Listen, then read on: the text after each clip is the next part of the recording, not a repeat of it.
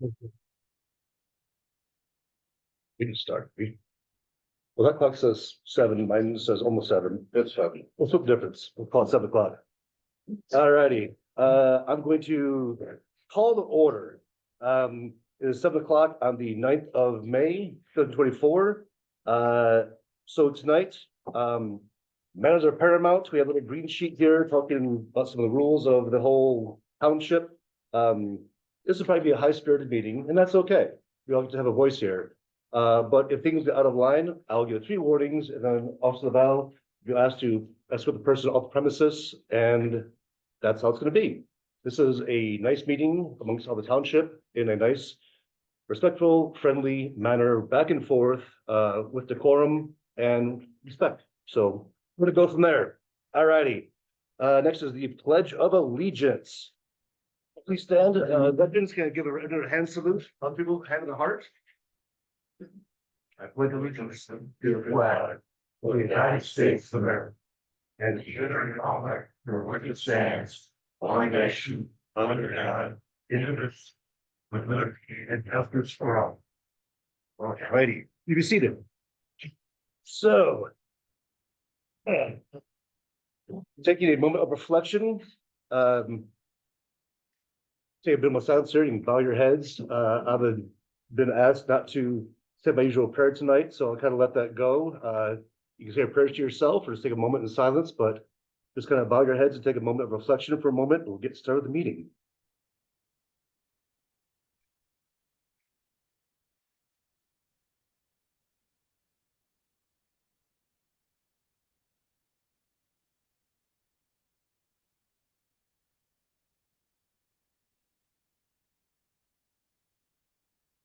Alrighty, call please. Supervisor Central, Present. Clerk Baraco, here. Treasurer Miller. Here. Trustee Hires. Here. Trustee Demus. Here. Trustee Greenwood. Here. And Trustee Dingman is excused. 6, we have a quorum. Ooh. So first off here is the approval of the May 9th, 2024 agenda. The resolved by the Board of Trustees of the Charter Township Bedford to approve the May 9th, 2024 agenda as submitted. Is there a motion? So there's support. Excellent. Discussion. None. So roll call, please. Clerk Baraco. Yes. Treasurer Miller. Yes. Trustee Hires. Yeah. Trustee Demus. Yes. Trustee Greenwood. Yes. Supervisor Central. Yes, please. 6, yes, motion carried. Excellent. We have approval of the April 11th, 2024 minutes. Resolved by the Board of Trustees of the Charter Township of Bedford to approve the April 11th, 2024 minutes as submitted.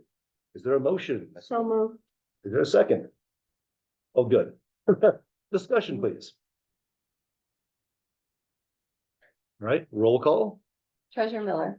Yes. Trustee Hires. Yes. Trustee Demus. Yes. Trustee Greenwood. Yes. Supervisor Central. Yes, please. Clerk Baraco. Yes. 6, yes, motion carried. All right. And then we have the approval of the May 1st, 2024 special meeting minutes. Resolved by the Board of Trustees of the Charter Township of Bedford to approve the May 1st, 2024 special meeting minutes as submitted. Is there a motion? Is there a second? Support. And discussion? All right, roll call. Trustee Greenwood. Yes. Clerk Baraco, yes. Treasurer Miller. Yes. Trustee Hires. Yep. Trustee Demus. Yeah. Supervisor Central. Yes. 6, yes, motion carried. Right. In the future, let's try and make a consolidation of this to be like one thing, just to kind of make it Consent more. agenda. Yes, please. That'd be nice to have. All righty, we have a time for a public comment on the agenda items only. And again, we have the rules out front, the green sheet passed around there. If you like a microphone to talk, we have a microphone here, or if you have a loud voice, you can speak by yourselves. Is there anybody that wishes to speak for the public comment? Microphone? Thank you. Nothing. I would just like to say, first about the meeting minutes that are on there. I was disappointed that it was approved that way because I see again, it was filled with personal remarks like supervisor who was recalled spoke and stuff like that. I would feel that personal comments should be left out of that and the minutes should just reflect things like resident spoke or the name of the resident and not kind of personal jab. The measure that's on there tonight for the treasurer, for the budget, just like to say that I don't think anybody's gonna be fooled. I was at the budget meeting workshop. I filmed it and recorded it. I saw which budget was the approved draft. And I just don't think anybody's gonna be fooled by the substitution of pretending that it's okay to vote on a mistake and just stick with it. There's a lot to this agenda that I think has the room filled here tonight. And I think that kind of stuff should be paid attention to. I'd just like to say that I don't hate anybody here, never have. I'd like to say that, you know, Barry shared a Christian testimony with me that I still share with people on the regular because it touched me so deeply. And that's not going to change because me and him have diverse politics. These issues that I'm trying to bring forth on up here, even if I've done it wrong in the past, it's about trying to just do the best job for this government action. And have I always been able to let it not get personal? I don't think that I have. Obviously, people have felt that it has gotten way too personal. I try to always speak to only the position and the role, but apparently that can come across too personal sometimes, and it was never meant to. And I would just like to see this township be able to go forward in a way that we left the dispute of the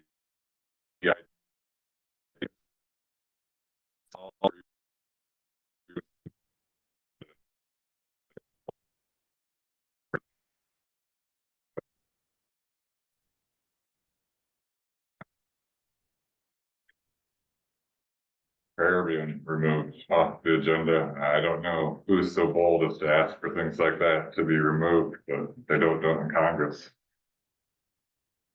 Yes.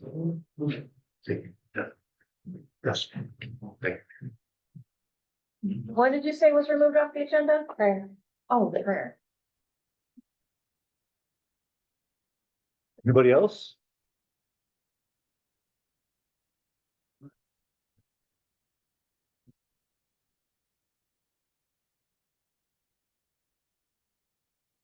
Have a microphone? Sure. If you don't have it.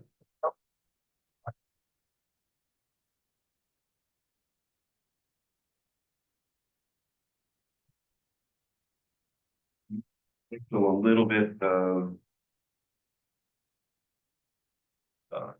what Mr. Strauss had to say about the resolution, about the error that happened.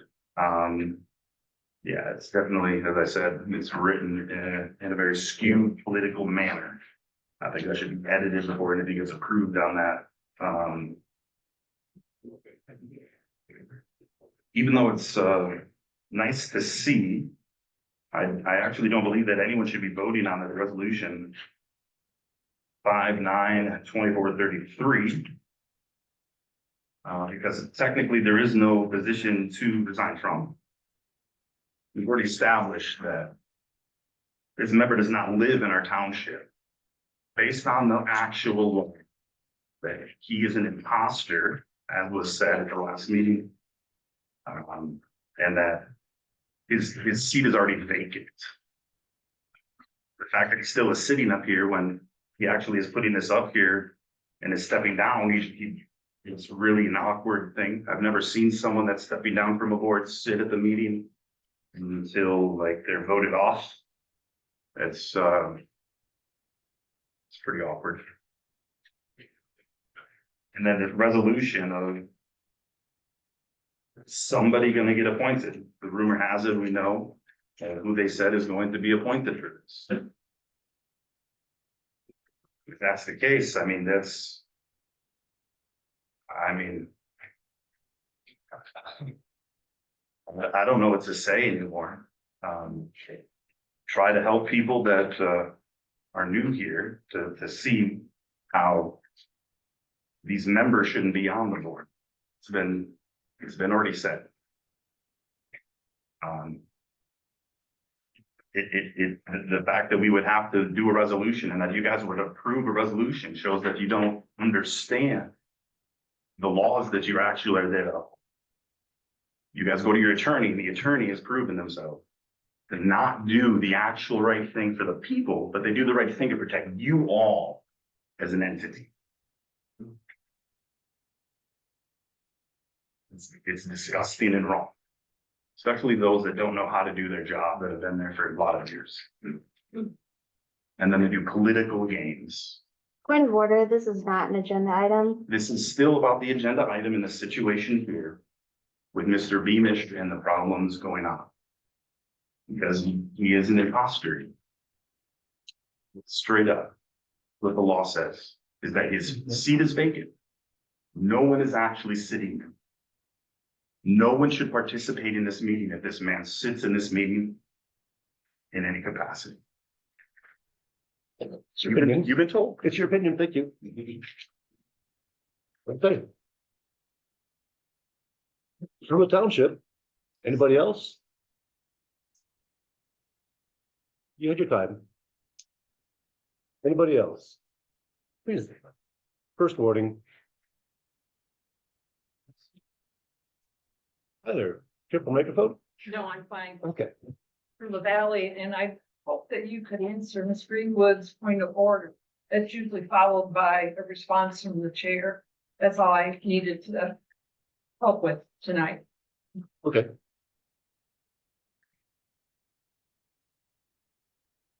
So it is brought to her point of order. Mr.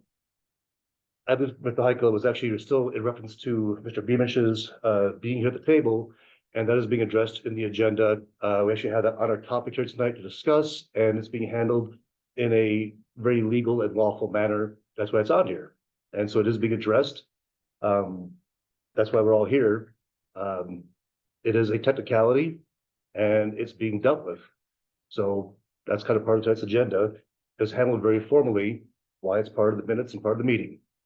So there we go. I believe that Mr. Heiko was actually responding to it, has an opinion on the whole topic, and he has his opinion. And his interpretation is different than mine and of the lawyers.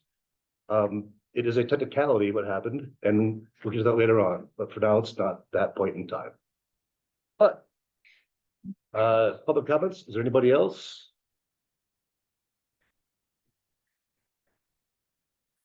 No, going once, going twice.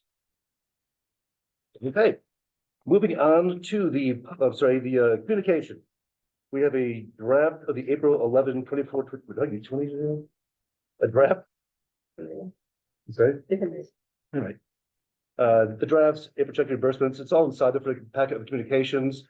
We'll go over the whole thing. The motion to approve these communications. It's just giving up. Yeah, no, it's okay. Let's go back there. My apologies. But a report. Then we go on to the police and fire for police. Officer Laval. Valley, sorry, I'll get it right. Officer Valley. So, we took approximately 356 calls for service in the month of April for Bedford Township. We had a breaking and entering incident, near Birdsell Drive in Timber Lane. An individual went through a window. The individual was still inside when PD arrived, and the, suspect was taken into custody. For that.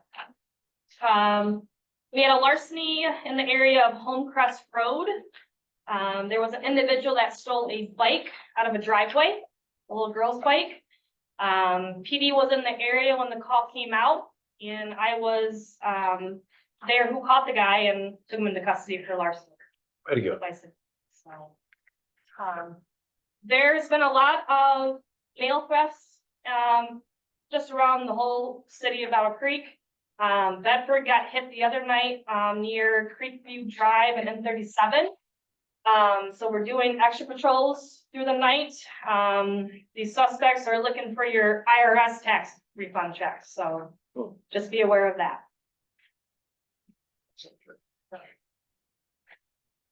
And that's it.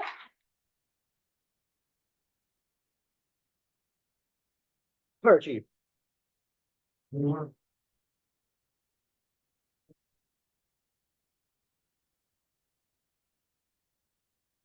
we've been doing a lot of medicals as usual. Right now, we're about 350 runs for the year. The other day, we had quite a bad accident on Morgan and Wabascon where a vehicle got hit there and rolled over on its top, and lucky it was nobody seriously injured in it. Gasoline was leaking right out of the tank, completely running right down on the road, and I tried to plug it off a little bit till the wrecker got there so we could flip it over so we could not dump everything out on the road, so we took care of that pretty quickly and stuff. So we've had a few more accidents, no structure fires, lucky for there. Minor grass fires so far, everything's getting greened up now, so I don't think we'll have too much anymore at this point. Like I say, medicals has continued to run and it's pretty good in there, on the average of maybe someday 4 or 5, 6, sometimes up more, but I think one of the good news is this ladder truck that you've got out here in the Bay Area is completely paid off now. I think we made the last payment here just this month and stuff. So now we're only paying off on the one new engine that we got here a few years ago. Down the line, you're gonna have to replace the other engine that is out there. The old one right now is 21 years old. The one we bought back in 2003 when we bought 2 engines, 2 tankers and 2 grass rigs for just under $1 million. Right now, if I had to replace the engine that is right out there now, we paid a couple $100, $600,000 for the, it would probably jump right up a couple more, another $100,000 because of everything going up. But, everything is pricey and anything doing with medicals as usual and stuff like that. And our class, 240 hours of class work out here on the individuals are going right along and moving along and stuff. I think we lost 1 or 2 that dropped out of it and stuff, other area, one from our department and some of the other area, but, they're working on it, each weekly with the guys and stuff from our department and the ladies and stuff, so.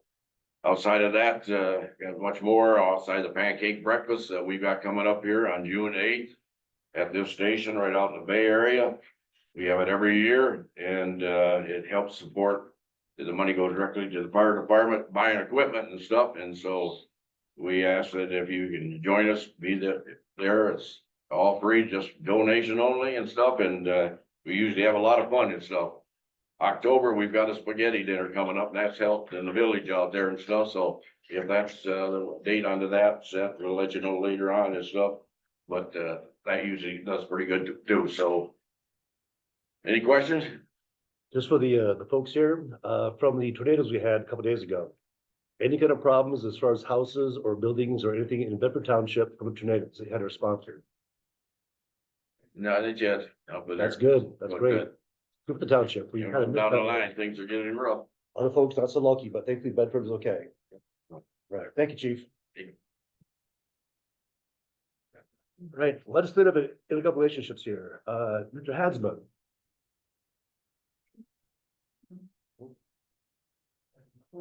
Nope. All right, moving along here. Commissioner Frisbee. Not either. All right, the zoner.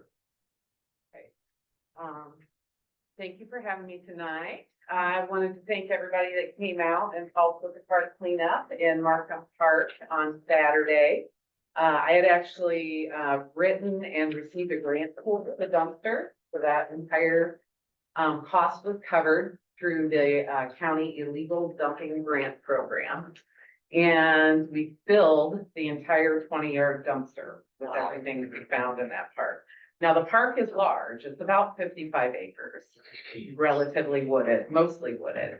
But we ended up collecting over 20 tires that we have to set aside, and we'll also be finding someplace else to take those to.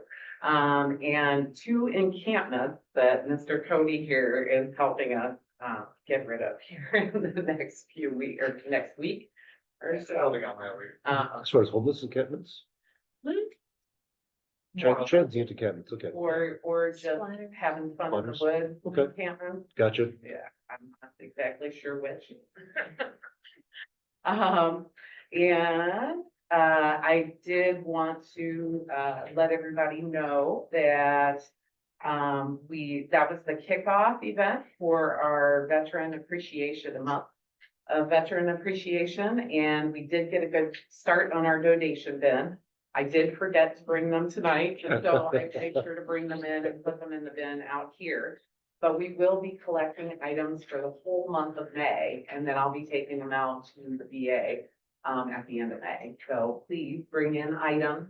If you have not joined our Facebook group already, please do. It's just a public group. We post updates for the things that we're doing out in the parks, and there's also a really detailed list of the items that the VA homeless pantry is looking for. Okay. And then there's just a few things that we wanted to talk about or some items that the committee wanted some clarification on or talk with the board about. We have had 2 members that have stepped down in the last few months off the committee. Cody has volunteered, and I'm glad to see that he's going to be appointed to the committee tonight. But we still do have 1 opening on the committee, and it appears that there's been a lot of different ways that committee members have been recruited. And I wasn't sure if you would prefer that people from the board reach out to see if someone would like to step on, if you would.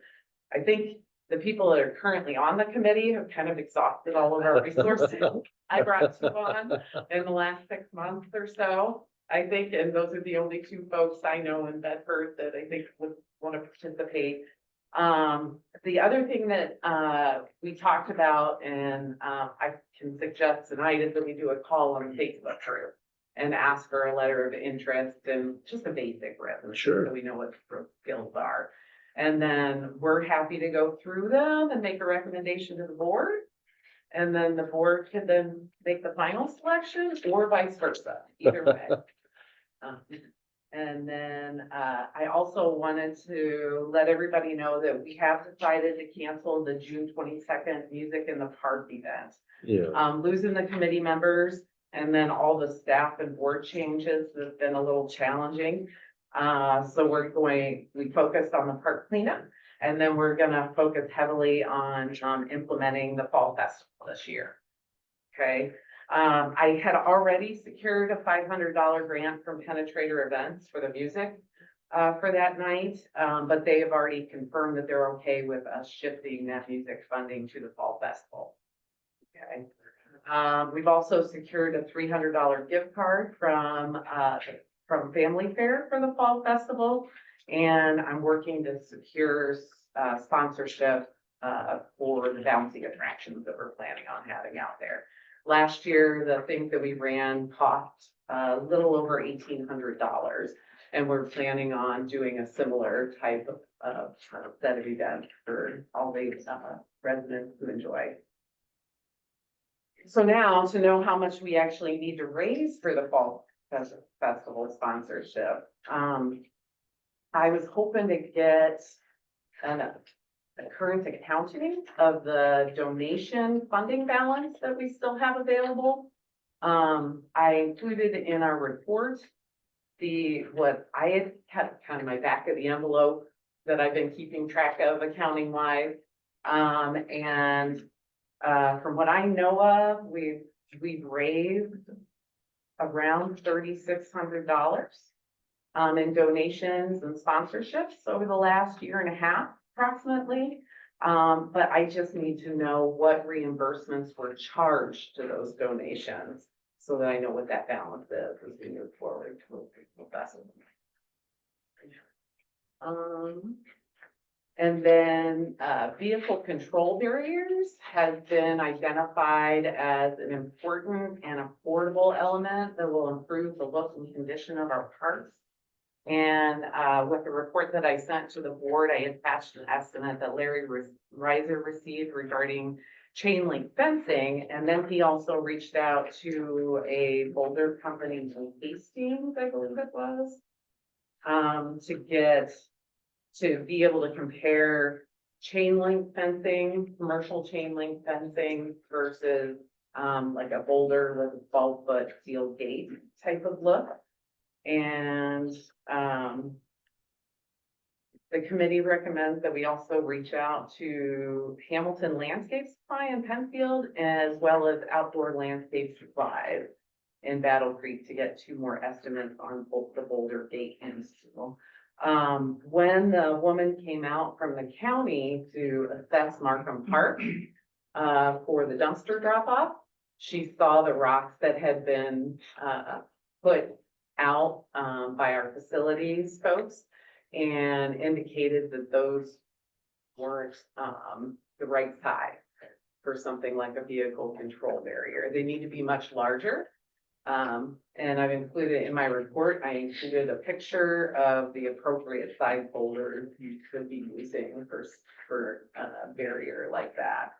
The reason you need to use such large barriers is because if you're in a large vehicle and you drive up to them, you may not see them and accidentally drive over them. What's out there now? Right. As well as we get a couple inches of snow or 12 inches of snow, which is getting less frequent, but not unheard of here. And they're buried under the snow, people won't be able to see them in that condition, in that sheet. And we end up people being upset with us because they ran over them with it, that sort of thing. And the whole reason that the committee is recommending the boulders versus the chain link fence, we figured with maintenance costs and upkeep on chain link that the boulders would be a much better option.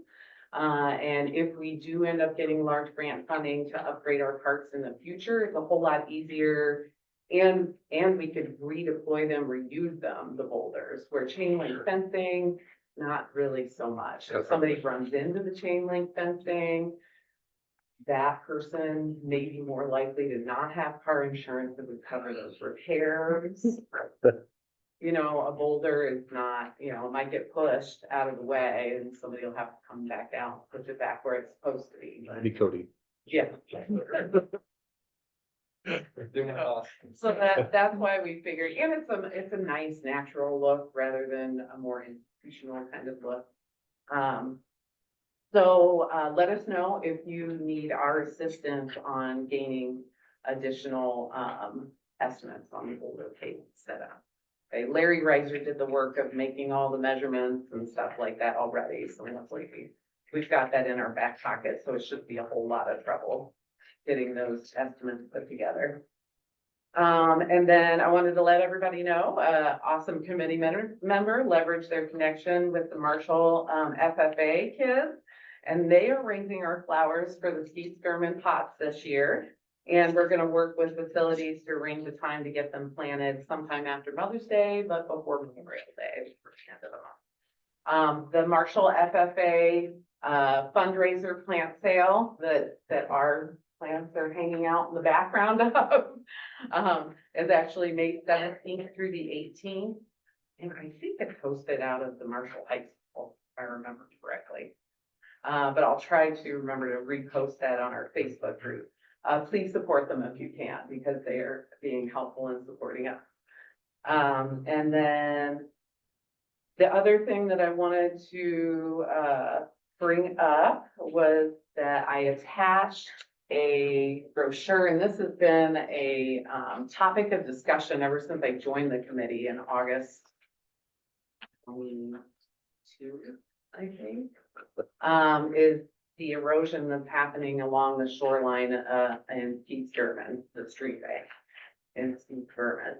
And so I included a riparian buffer establishment brochure in the packet that I gave to the board that goes through the reasons why you should protect riparian buffers and the best way to do that. We have actually submitted 2 grant applications to the Fisheries Habitat Grant to get that work done. We're not awarded those grants so far. But ever since probably fall of 22, after talking with the DNR biologist and, Eagle, we've recommended to stop mowing a buffer of, I would love to see it at 50 feet. That's what the best management, that's what the BMP is. But if we could at least get 20 to 25 feet that is not mowed along that stream bank, in both Skeet Skirmin as well as in Brookside Park along Wabascan there, it will really help. I mean, with letting the vegetation grow up, the roots can grow down. And you're not running heavy equipment on that stream bank, a wet stream bank without any roots holding the stuff, every week.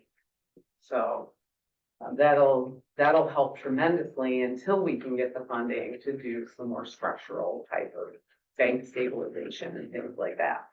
Now, talking to some contacts that I have at some environmental consulting firms that do work like this, they estimated stabilizing the bank and putting in 2 areas in Skeet Skirmin that are hardened off for public recreational use, so that you don't continue to get those erosion problems where people want to access the stream, would be, now this was 2 years ago, but about $150,000 is what we're looking at between the permitting, design, engineering, equipment needed, boulders, rock, materials that would be needed, and things like that. And that was very much a ballpark figure, but just to give you an idea of what we would probably be looking at to do the job right out there. And that's why we went for the grant thing with the DNR. So if we could get that unmowed buffer, it would be, I think everyone would be pleasantly surprised by the results of simply just leaving an unmowed area, letting the vegetation grow up, on how that will mitigate the erosion along that stream.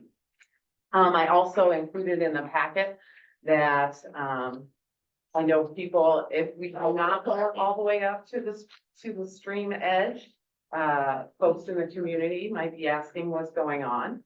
So I recommended that we create some sort of signage that's informational and educational about what we're trying to accomplish with that action.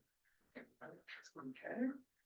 And that's a good segue into park signage.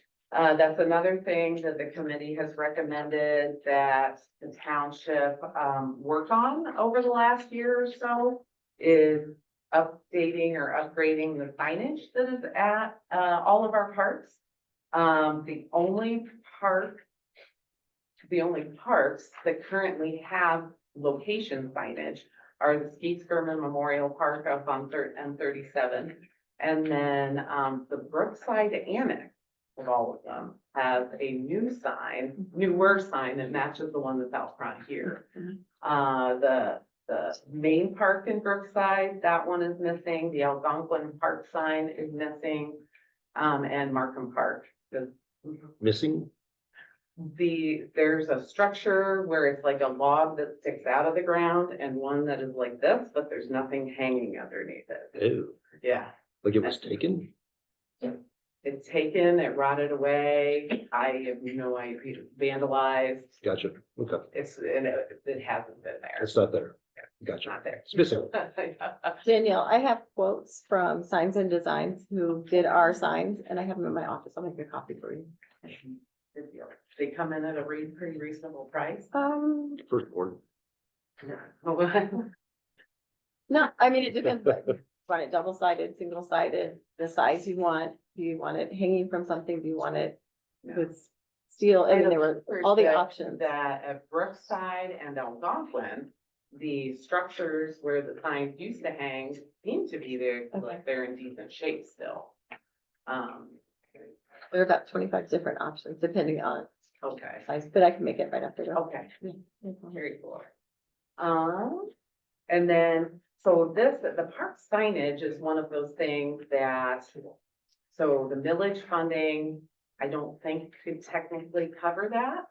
Because it says that you cannot use it for regular maintenance in your parks. And I feel like the signage being kept up on and in good condition should be part of our regular maintenance of our parks.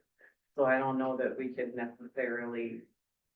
So I guess the board will need to consider if they're good with our recommendation, what pot of funding that signage should be paid for from.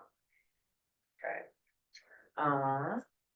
And the other type of signage we've recommended in the past is getting kiosk signage out at each of the parks, which kind of looks like this. If you've gone to many local parks or hiking trails, you'll see these, and we've gotten the contact information for Calhoun County Career Center folks who are willing to build the kiosks with students for us. But we would have to pay for the materials.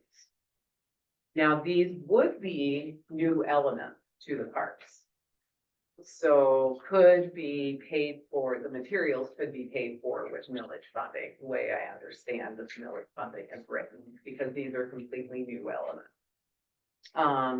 So a budget for those would need to be, if you're willing to do that, thinking about what a decent budget would be to place one of these at each of the parks. And just to give you an idea of what places are, I just found this one today. But this is a pricing for a standard classic trailhead kiosk, which is a kit that's ready to install. And the company in Vermont charges for a single unit $3,200. Yeah. Now it's pre-cut, everything comes ready for you to just essentially, put it in the ground and put the screws in. Okay, how many signs would you need? What's that? How many signs would you need? 4. There. 4.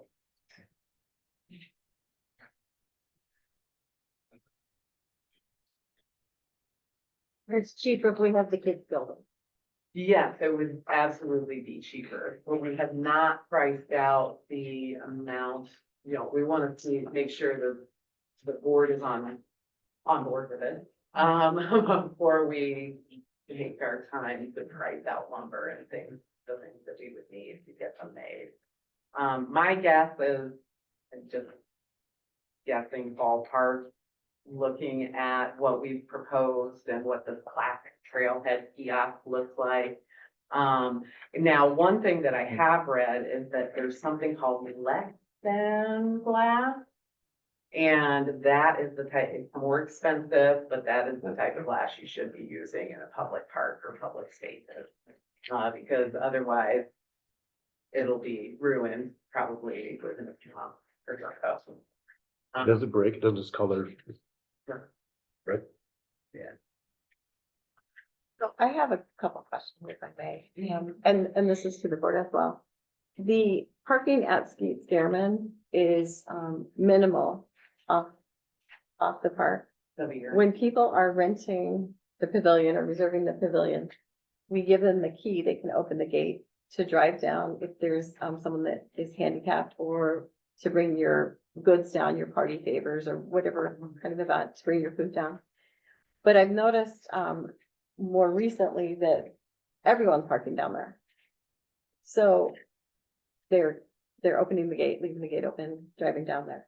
So, and even this weekend, there was a bounce house at one of the events that was just it was an event, and they put a bounce house up. So I feel like, do we have grants out currently that we're waiting for resources No, not, We have nothing out there for a grant. not right now, no. So I wonder if we should start pursuing some way to make a parking area down there that would limit them where they could park. So that they Take them away from the. keep them away from the grass, but just create parking area, and maybe it would be boulders along the edge with just gravel, not, is that a possibility?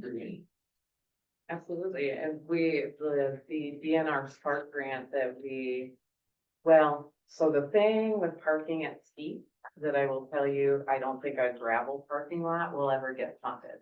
It has to be a universally accessible parking lot in order for us to be competitive for any sort of state or federal grant funding to get that done. Well, we could pay for that, for ground. I wondered if we could, figure out a way to pay for that, because there isn't parking down there. There's, unless you want them on the grass. Yeah. And I Now, think there. Or some sort of barriers to keep them off of, Certain areas. yeah.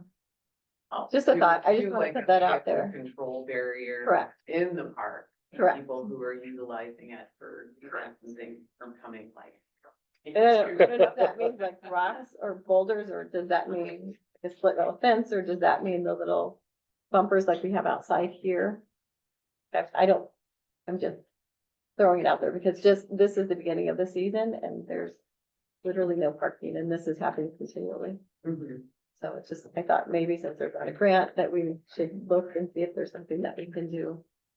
Or even get quotes and decide. Thank you. Mhm. And I think that's it for me. There's any other questions? I think with the kiosk too, the kits being $3,200 per kit. It's just pre-cut wood. Mhm. If those students from where, The Calhoun County Area Career Center. Calhoun County Career, that's a CACC? Yes. Okay, so for the CACC, they can cut wood just fine. I'm just thinking as far as the cost savings, I'm looking at this picture here. I've built a few small house projects and this does not appear to be $3,000 worth of wood. I think for a big cost savings, getting, For this? yeah, but getting pressure treated wood, getting some pressure treated wood and getting some, corrugated steel for a roof. We could add some brackets and some hinges and screws. I think the Something. glass is gonna be the most expensive. Yeah, the glass would be the most expensive part. But I think definitely under 1,000, we could probably get, for the concrete posts, the footers to keep it upright and do it else here. Well, the good, red sand glass, everything else there, we could probably do this cheaper. Yeah, I was not recommending. Okay, thank God. Okay. I thought you said, yeah, we have per sign, we 4 signs. Like, heart attack. And to compare it, Okay. like, it was Yes. great to have the kids build it for us because this is what you pay for if you try to order it online. I got you now. I misunderstood. My apologies. Yes, I think the kids can do a great job having the teachers out there who are, licensed contractors. They could probably do something equally as good, if not better, and make it really nice for our parks. But I think it's a lovely idea for the parks. All about nature. So I have a question, if Yeah. you don't mind. Regarding the millage, so if we have 4 signs, building and establishing a new sign, I wouldn't necessarily consider regular maintenance. Correct. So I'm wondering if we can access the millage for that. Right, and that's. Then what I everything think. else I think to the go through kiosks building and we get ground. less access to millage funding for, because they were not pre-existing structures that need Gotcha. to be maintained by us, Okay, you and know? then maintenance would come from another funding source. Right, Okay. right, so the signs that need to be replaced because of whatever reason, Perfect. those need to have a different, funding. And then I just have one more question. I know you lost 2 members, Larry Reiser, I think he has engineering Yeah. background. Yeah, Is well, there a yeah. specific skill set you're looking for? Well, engineering would be awesome if we could get somebody with like an engineering, construction, design, landscape background. somebody that knows how to build an accessible bathroom. Be nice.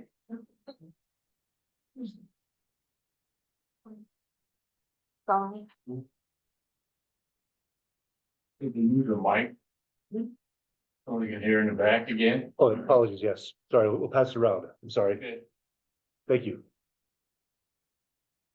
Please, if in the back, if you can't hear, just kind of raise your hand, point your ears. Because, well, you can hardly hear Joyce from here. Okay, Stands in the way. my Can't apologies. Understand everything she's saying to her, so we're not getting what you guys are talking about. Please forgive me. If you can't hear, the microphone is here. If you can't hear, kind of just raise your hand, point your ears to alert me. I'm sorry.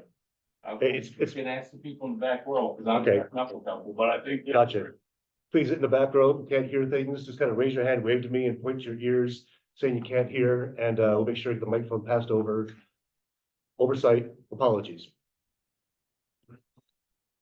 Parks and Rec, anything else? All right, fantastic. Is that?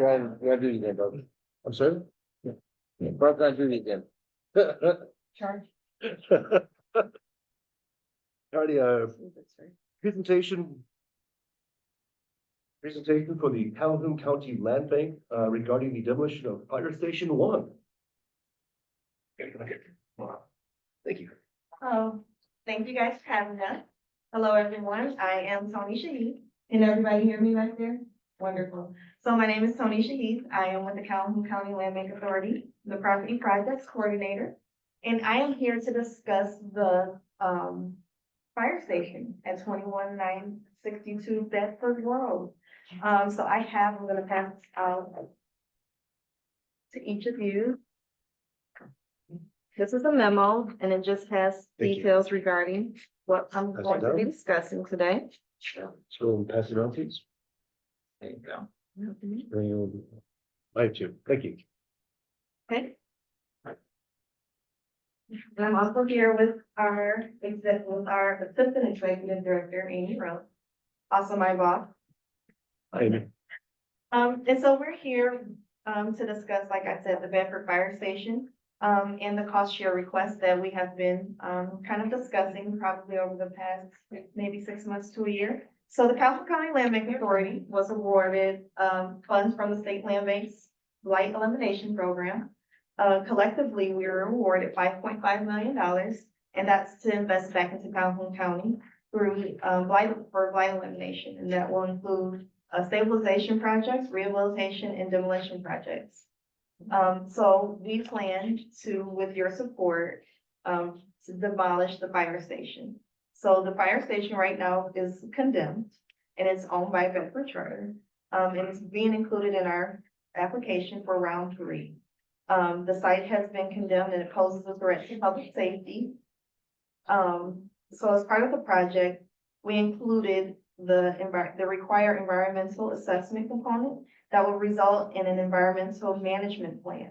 And so that's where we're coming to you all and we're asking for a contribution from you guys to help, to pay for that. The overall budget for the project is estimated at $128,000, which we are prepared to invest into Bedford. And we are just asking for a contribution of $5,000, and that will help pay for the environmental assessment that we need to move forward. Now, while we do not own the property, usually our process is we will perform the disconnections of utilities and we'll have the property assessed and abated.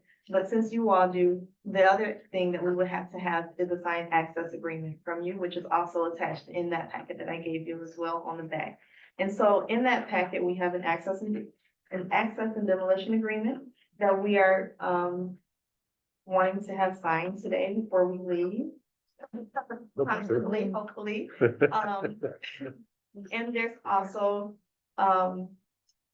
a photo of the structure and also a map of the location, along with legal descriptions for the things of the parcel. And so also on that first page of the memo, we do have an approximate breakdown. Those are estimated budgets of what it will cost. So for demolition of the actual structure, it'll be $76,000. Site restoration, $1,000. Abatement, 25,000, and an abatement is basically just clearing all of that stuff out after we find what's inside from the environmental assessment. Disconnect fees and third-party verification fees. We put on there the environmental assessment, which will be your contribution, the 5,000, and that's highlighted there, and administrative costs. And so that again is resulting in $128,000.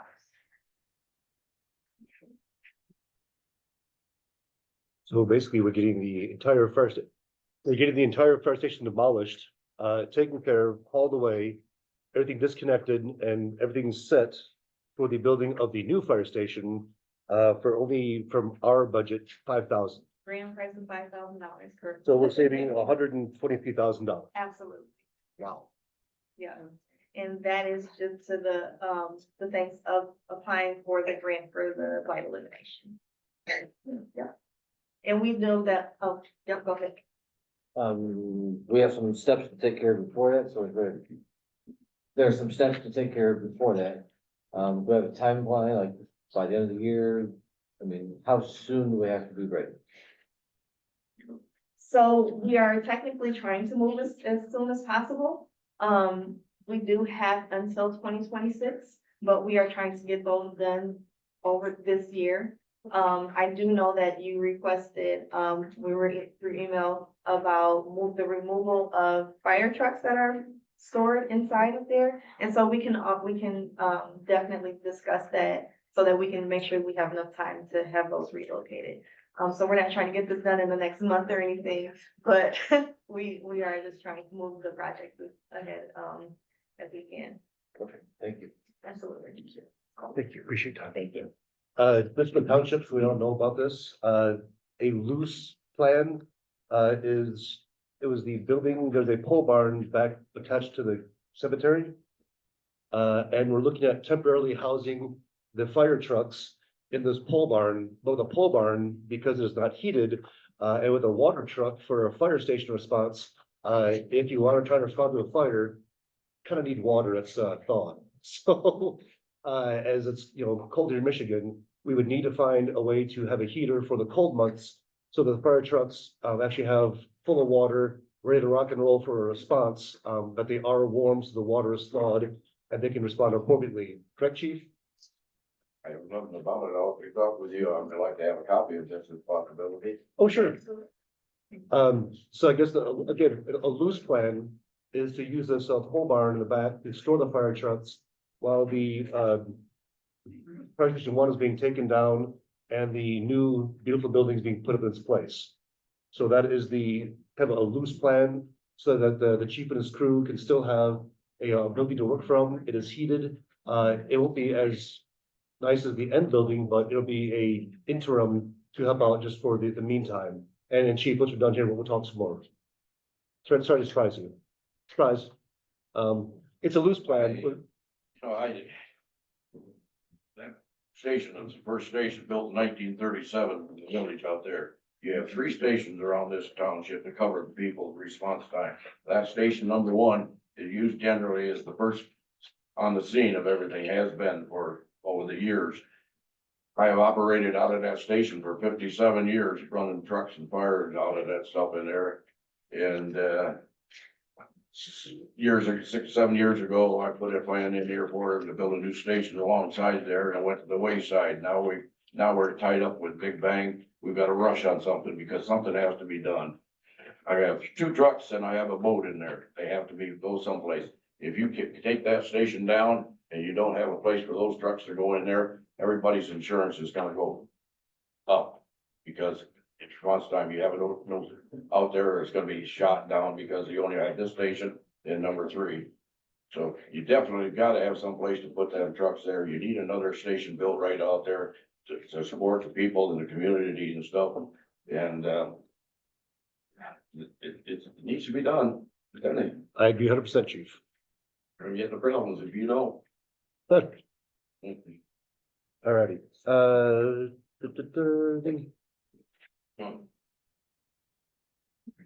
Alrighty, moving on to the unfinished business.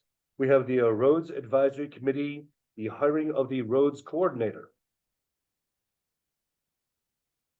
Yeah, but that's the next meeting, doesn't have a chance to look into it. Okay, the motion is to table to next meeting because of a lack of fully covering it, and we would talk this some eloquence. So as far as the hiring of the road coordinator, I'd like to postpone that next meeting. We put that in the old minutes there for our next meeting, please. Is there a second to that? So Clerk Faraco, give me a little lesson on protocol. I don't think we technically need to table, we can just have continued discussion, correct? Yeah, you can just move it. Okay. Yeah. We're gonna move this, please. Yes. I'm sorry. So we have the Roads Advisory Committee, the hiring of the roads coordinator. We have not had time to adequately go over all the material, to look at hiring the roads coordinator, to discuss the salary and other responsibilities of the roads coordinator. And so at this point in time, we want to, suspend this until the next Just meeting. leave it. We're gonna leave it remain here. unfinished. It remains unfinished business for next meeting. Next, moving on to the Finance Advisory Committee. Any recommendation?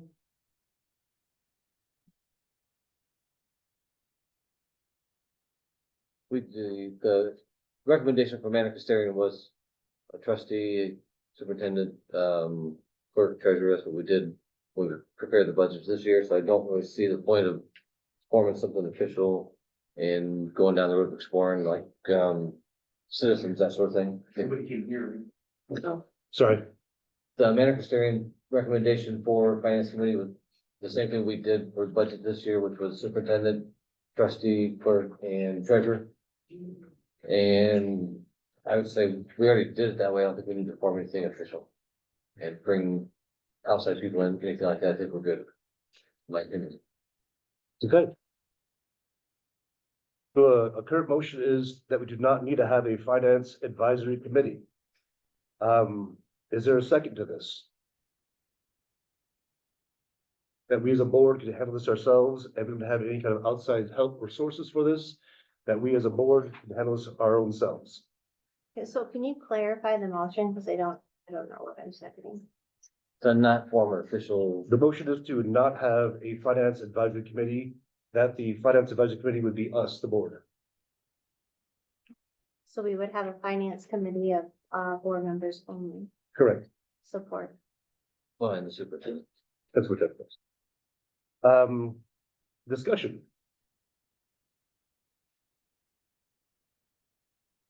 Treasurer, discussion? It's your committee. Nope, I'm good. All right. Roll call. Need a resolution number. It's resolution 5/9/24/35.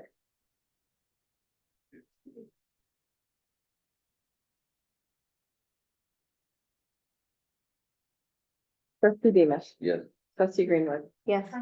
and this is a yes to, do away with the committee. Correct.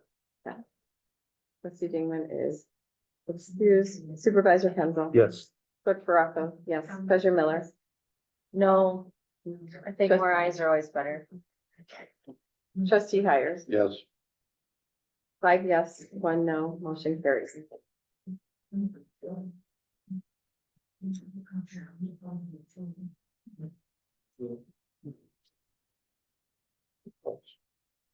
Alrighty. Unfinished business is the budget discussion.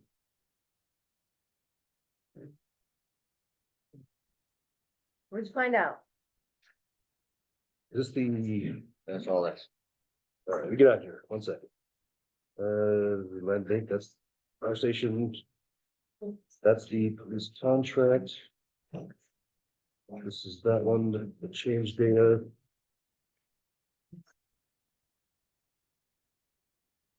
That and that. So these 4 pages here, correct? Yes. The large spreadsheet basically boils down to what we discussed at the December. So the legal size document boils down to the budget workshop that we did on December 7th. these are the numbers that we should have. Not what was changed on December 5th. And along with that. Let me make sure. Yeah, for the far right column, it essentially what our 2024 budget should be. The middle column. Nope, the far right column, middle column. The changes that were made on February 5th in violation of our budget process. So we have what's on here as far as being from December 14th, the approved budget was amended on the 5th, and then the workshop from December 7th. There's a lot of changes that were made back and forth. The previous superintendent, sorry, to get back there, the previous supervisor, no, superintendent, sorry. There was nothing really resolved after he left abruptly. Bill kind of got thrown in the mix here. Things happened, but as far as looking back over the videos of it all, this packet here shows a timestamp index of what happened at each given point in time as far as things that were changed and what was put out there. The video was watched and put forth timestamp, so it'd make it easy to follow along from the video of that meeting. So it's all kind of in there. That's the stipend for approval. So this is the budget that was approved. We have the changed data as a second packet, showing that things were not put forth properly. So this budget discussion is to go over all the things that were put forth on the first time, then they got changed, and some without the approval of committee. And what went forward, some parts got put into the BNA, Yes, BSNA, sorry, into the BSNA. And then other parts were changed later on. There was a whole lot of hands in various pots. And it was done in a way where it should have been the prior superintendent doing it, and he did not do it. It was done by others, and it caused confusion and some problems.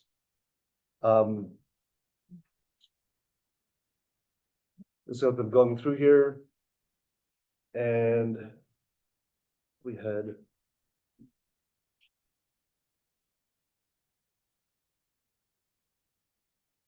that's why. So the budget discussion. We actually have the fully approved, which is the approved one. See, the approved budget is the first column. Yeah. And the amended is the middle column. And what was put in was the third column. well, no, the third column was what we had agreed. Agreed to.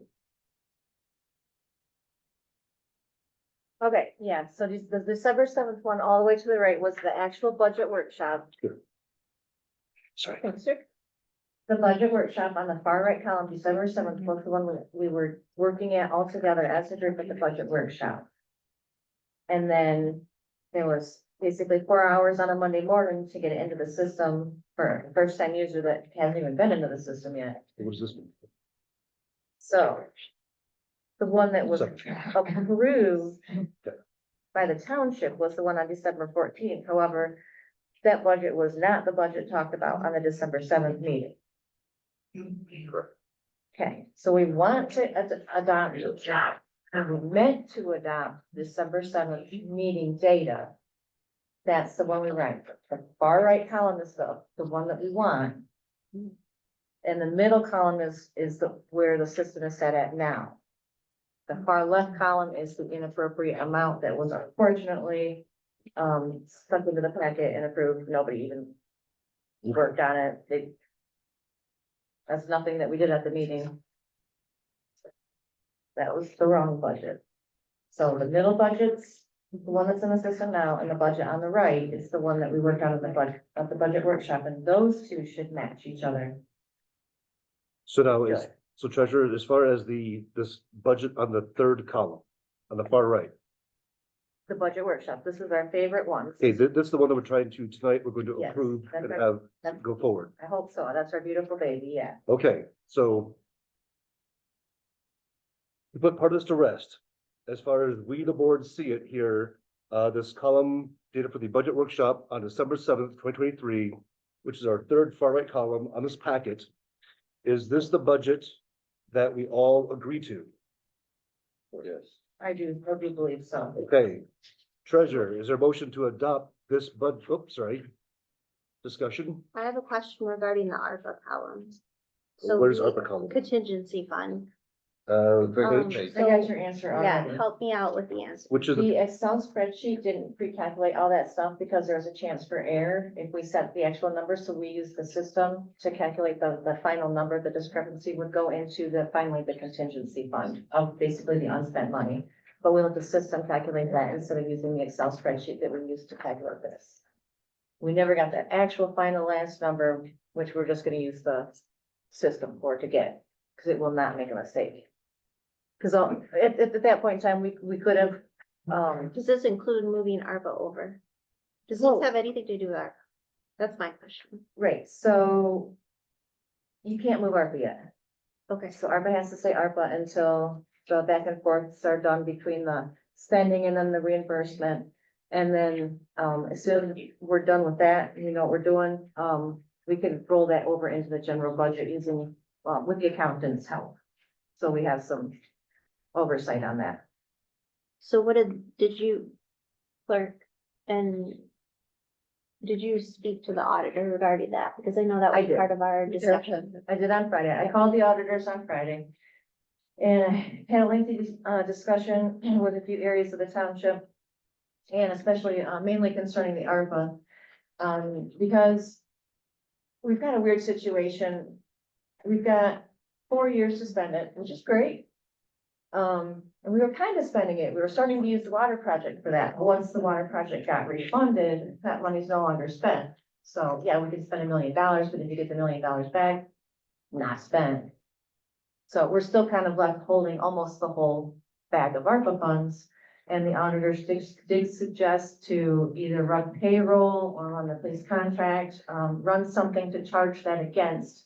So the government sees that you spend it on something for the people, like spend it on how we should be for the rules. And then we can finally wash that away and stop reporting on it. But we can't do that until we're sure what we want to do with the water project. Oh, no. Because it's coming in and out. Yeah. So one thing. I see a little birdie with her mouth open. So, the ARPA, what is our current ARPA amount? About $826,000, so out of 936, we spent 100,000, but it was on just a few different little things. And I've got your balance in my office, I worked on that. Yeah, I said the parks, would love. Investments for some of them. Point of order, I know, point of order, come on, hey, budget still. There's one thing. In talking with the accountants, we were talking about having 5.6 million, and I was like, we're doing great. We've saved money every year we've done there. Yay, really took out the township, and he starts digging into our numbers, and he says we're in like the 77th percentile, and I was like, that sounds fantastic. 77 from the top, you know, and he's like, no, you're third from the bottom. It's like your financial stability is not there. He said, he looked back to the last 10 years, we've been constantly banking money. But you have to remember the township, not to ask Tom, the township just came out of the red not too long ago. So that banking money, because we're not a money maker, is pretty freaking slow. We're lucky to get 100,000, 200,000 a year. So, even though it sounds like we have money, So- a lot of it's already earmarked. Okay. The free money is about 1.7 million. It's also in the, there's a few in the financial statement that's available online. There's a few tables in here that will show you the free money, fire department, everybody's money.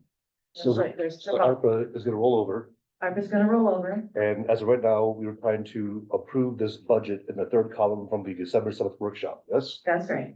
Okay, so is there any more discussion? Is there any more discussion about the budget we have here in front of us from the December 7th workshop, the far ahead column in this packet? Yeah, I think we should go department by department, make sure it's correct Tonight or tonight.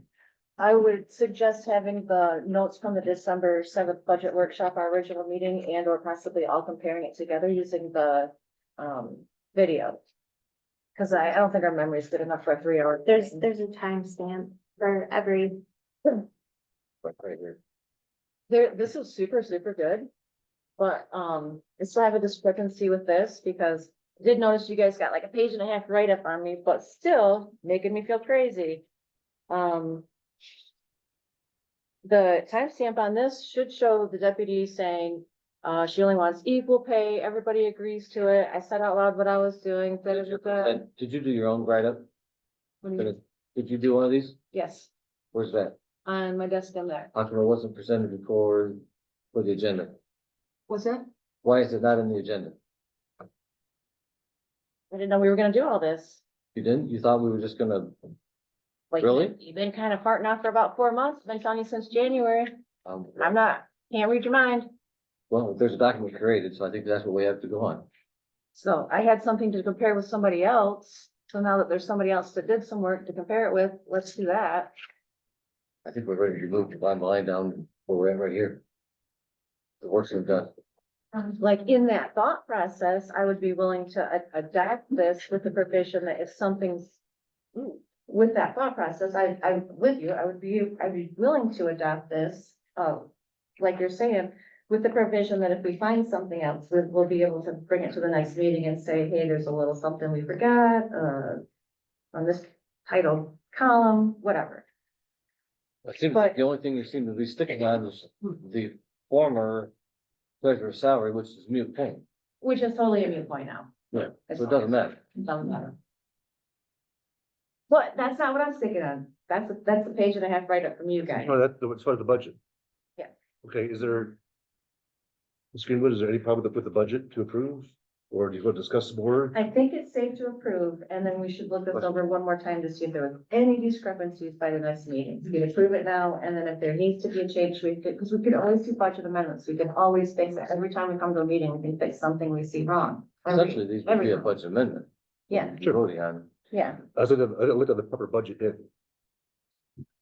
So. Do we have a motion to approve this current budget from the workshop, December 7th, 2023? I do. I highly recommend it. Okay, motion, That's what we worked on. is there support? Support. Support, discussion. Thank you. So I have an issue with Parks and Rec. Ms. Zollner brought up, and I took notes that and we had discussed this during the budget meeting, that there would be a line item added for donations. I didn't see that. Such as those examples.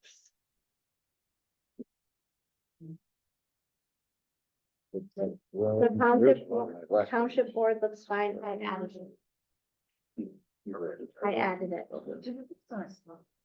Yes. So were you saying So, we need to adopt and add that line? yes. Okay, so do we need to amend inside this or? Wasn't there some kind of fund that you needed to? So, and there was also a transference of funds regarding the administrative fund. Oh, I'm sorry. The administrative fund was moved over to supervisor.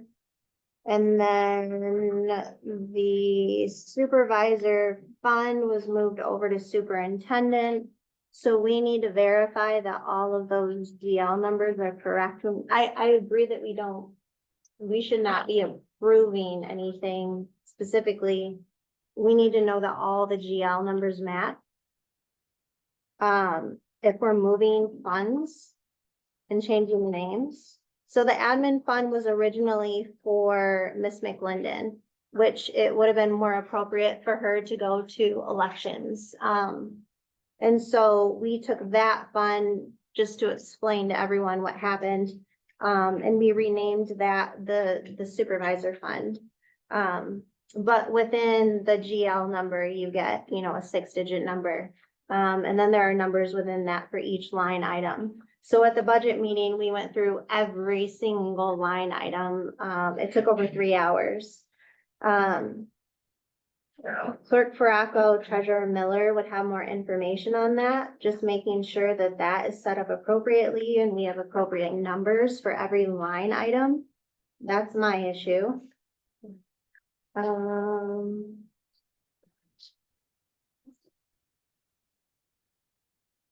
For social security, and all of these figures were double checked, we rounded up for that. So some of them were precise, some of them are rounded down, some of them are rounded up.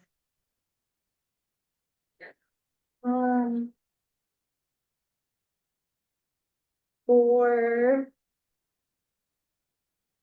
Let's see.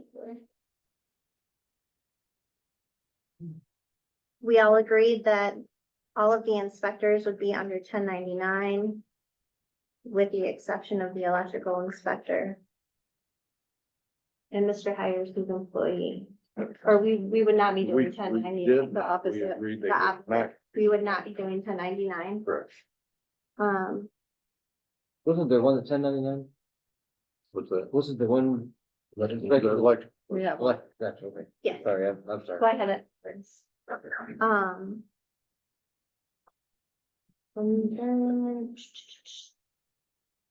So there were questions regarding Parks and Recreation, specifically donations, office supplies, and the potential to move those over to building and zoning. So we want to make sure that we're doing that correctly, for millage purposes, and also keeping track of funding and where that spending goes. I've been having an issue, trustee wise with understanding why we don't have a donation line item. We did agree to add that in there. It doesn't look like we voted for one or it was changed on the second, so. Those are my main discrepancies. And then just verifying that we are keeping $50,000 in the contingency fund.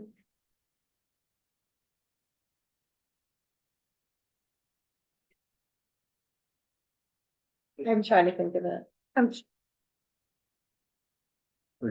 Yeah, good point. It's the funds that. It's on a sticky note on my desk. Yes. Started with a C. Tom will know it. Tom, the fund that you have to have in case there's a catastrophe. Yeah, traffic cleanup. Yeah, like that's what it was. Tornado stuff. Yeah. Yeah. Question, is the, Wanted to know the name of it. just a point of clarification, maybe I'm misunderstanding this wrong. Know the name of the fund? The $50,000 contingency fund that you got here, is that where the extra township not spent cash should go? Or am I confused on that? Contingency fund. Unspent, because we don't have any spot to put the unspent stuff, and that was it. So I did want to get confused. Yeah, that's kind of stuff. So it was catastrophic. So are we It's not, looking but- for a $50,000 catastrophe? Catastrophic. Contingency fund Contingency. was what we agreed on 54 minutes and 27 seconds into the meeting. We agreed to keep it as it was. Okay, so where does the extra budget money go? Anybody know? So that's what we need to work out.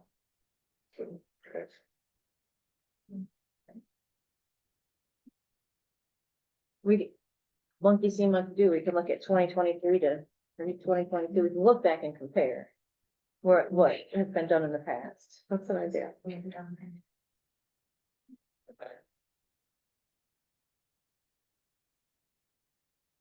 Because one of two things, either it's gonna have to, that extra money is either gonna have to stay in that fund, or we're gonna have to make you that guy. Yes, but I think they can't both sit in the same spot. But we'll just clarify it. Okay, we'll move on.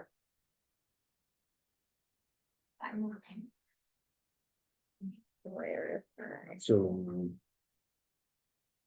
Do we need to table this until finance committee can work on this, get everything plugged in, especially in the BSNA? Or we can sit in the office and do it rather Yes, than do it up.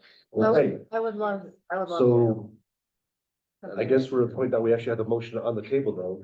So we need to, I guess, vote and kill this current motion. I'm just asking, No, I agree, because there's more, Friendly. there's more things here you just need to go over versus the discussion here tonight, just going in circles. So we need to have a board meeting, especially if the current motion is to approve this, we need to kill that. So let's go ahead and vote, take a roll call and just knock it down. Okay, So we could then make a new motion to table it and do a workshop to cover it, to bring it back with approval for next time. I agree. Sounds good. All right, so roll call. This is the motion to approve this current budget here in front of us. okay. Roll call. Do you recommend to vote it down? I recommend vote it down, You yes. need a second. I'll second that. Okay. We already had a second. Oh, do we? You did. We were in discussion, so For discussion, Oh, yeah. second. just please recommend we just vote it down. Yeah, Okay, so who was the first and who was the second? I think treasurer was the first and Barry was the second. Okay, trustee Greenwood, No. clerk Baraco, no. Supervisor Kendall, No. treasurer Miller, no. Trustee Hires, No. trustee Beamish, No. 6 no's, motion failed. All righty. Yeah. That was fun. Now, We're gonna have to perfect that a little bit. I'd like to make a motion, sorry, apologies. I'd make a motion that, the table. There's a motion on the table by Barry already. There's a motion to. So motion paper, sorry. Your motion? Yeah, I just supposed we table the budget, so finance committee can meet and get the numbers. Based on December 7th, input it. We have support, Come back with discussion. BSNA, so we'll come back with BSNA hard numbers. Right, perfect. I move a second We need an actual date for that if you're gonna table to next, the as far next as the meeting, next meeting. the next meeting. Right, but we have a board committee, well, the board meeting in between time to, Put on we this can one. table this until the next meeting, next month, but with the board will meet to go over this. To cover all line by line and go over every resolution and get it taken care of, so next time it would be ready for approval. So the motion is to table. Motion table, every second. I already second. He seconded it. Discussion? No. Roll call. Trustee Beamish, Yes. clerk Baraco, yes. Treasurer Miller, Yes. Supervisor Kendall, Yes. trustee Hires, Yes. trustee Greenwood, Yes. 6 yes. Motion carried. Sorry, guys. Little bit of a back and forth there. That's a lot. Alrighty, petition for the new business. Resolution of the Board of Trustees of the Charter of Township Charter Township of Bedford to approve the payment of expenses totaling $92,802.74. So motion support. And supports, all right, discussion. Alrighty, roll call, please. Clerk Baraco, yes. Treasurer Miller, Yes. supervisor Kendall, Yes. trustee Beamish, Yes. trustee Greenwood, Yes. trustee Hires, Yes. 6 yes, motion carried. Excellent. Resolution 5/9/24/26. Resolved by the Board of Trustees of the Charter Township of Bedford to contract with the Battle Creek Police Department for the services for a term of 3 years, effective July 1st, 2024, with the first term year of $785,000, second year term $800,700, and third year term of $816,714, totaling $2.402414 million, or $2,402,414, no cents. I do want to put in here that I want to thank Barry personally. He helped me negotiate with the police and got a deduction down and saved the township $60,000. 81. He saved the township $81,000 with his negotiation with the police department. So thank you for that. I appreciate it. I suppose. So move. You have a second? Support. Support, discussion. Discussion, sheriff's office approached us last year wanting to bid. And this year, when we went to them to try to get a bid, they're so short-staffed that they wouldn't even give us a bid. So we were trying to do the due diligence there to see what else we could do short of hiring a bunch of people with guns and cars. And it just wasn't an option. They wouldn't even give us a bid. So we were kind of stuck. You love it. Sorry. You love it.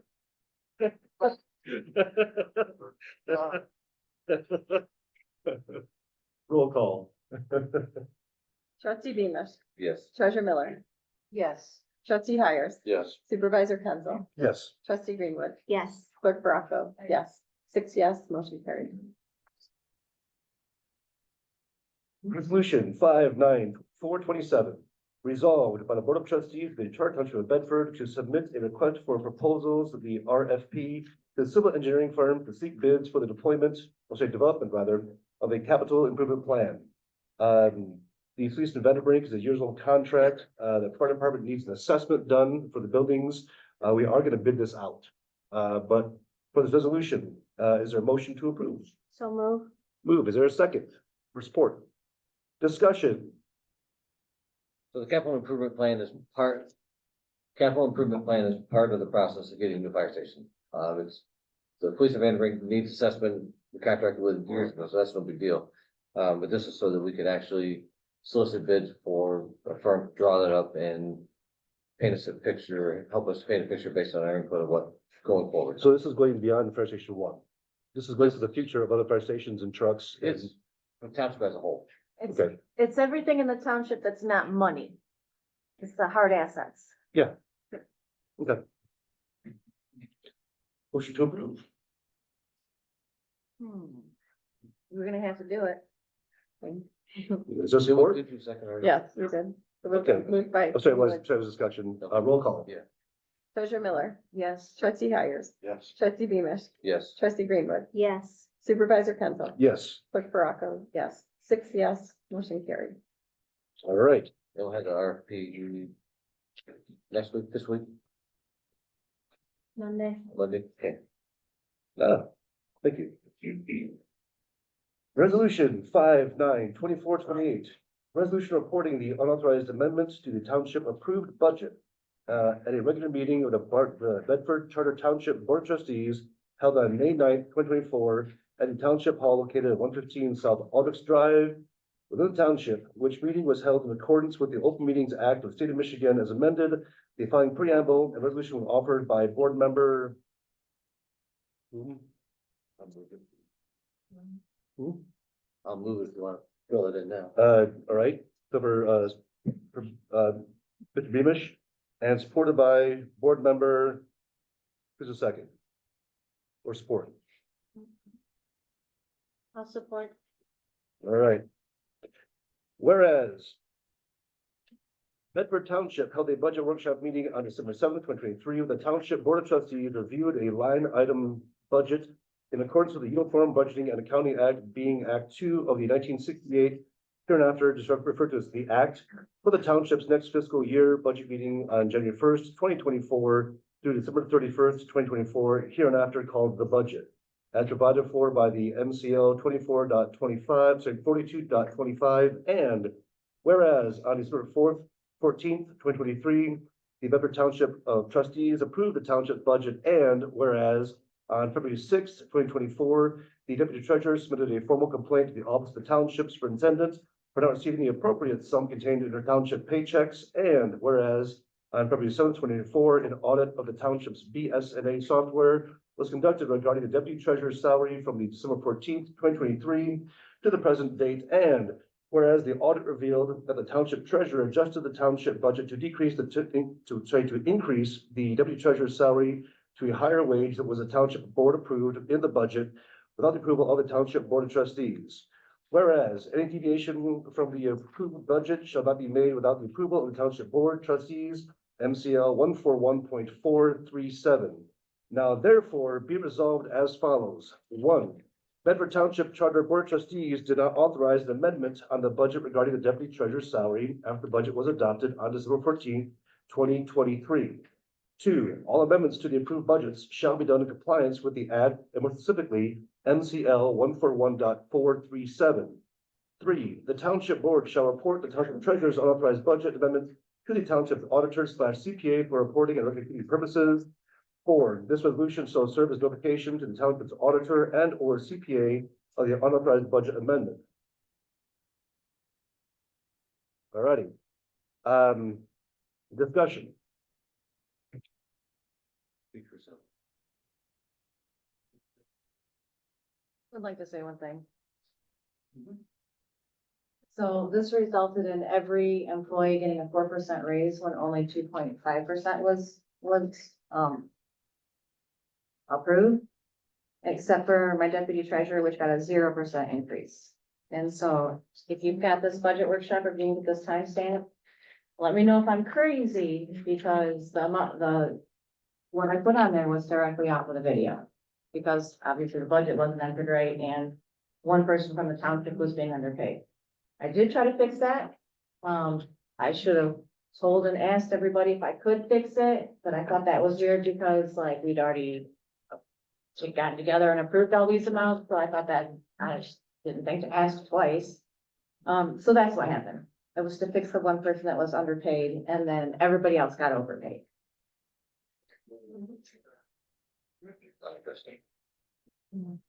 All right, so that's a discrepancy, because we had discussions with your deputy treasurer.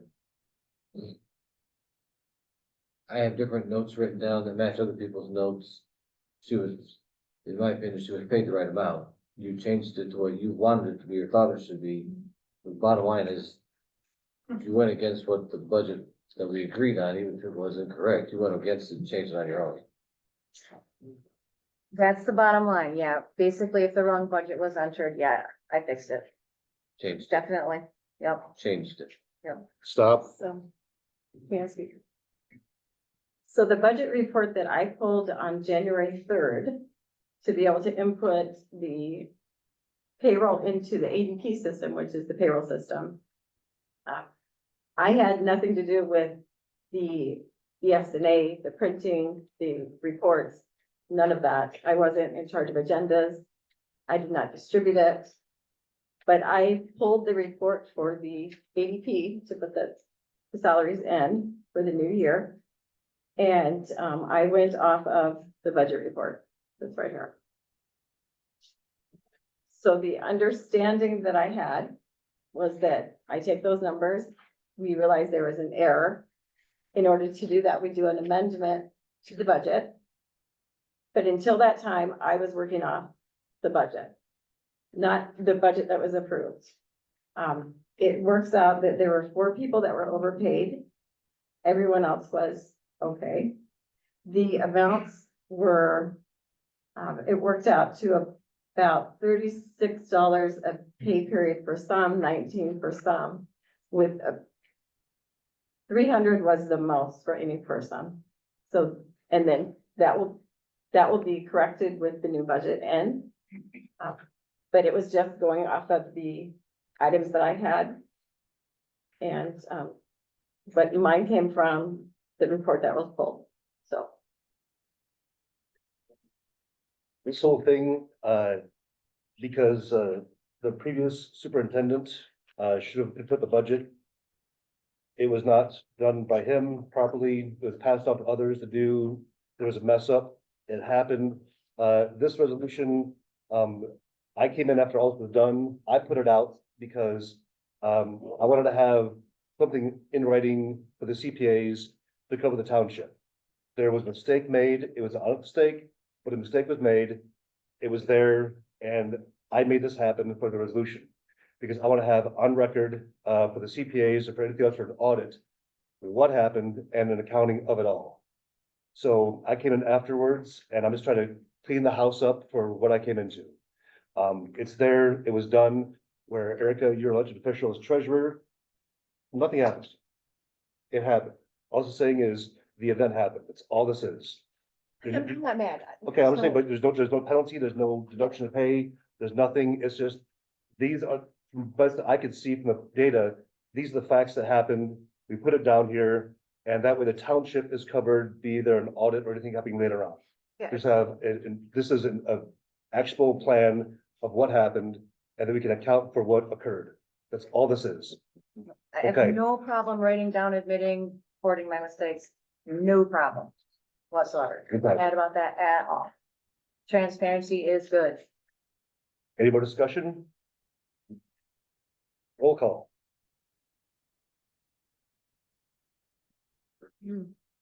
Clerk Rocco, yes. Treasurer Miller, Yes. Supervisor Kenzel, Yes. Trustee Bemis, Yes. Trustee Greenwood, Yes, Trustee Hires. Right. 6 yes, motion carried.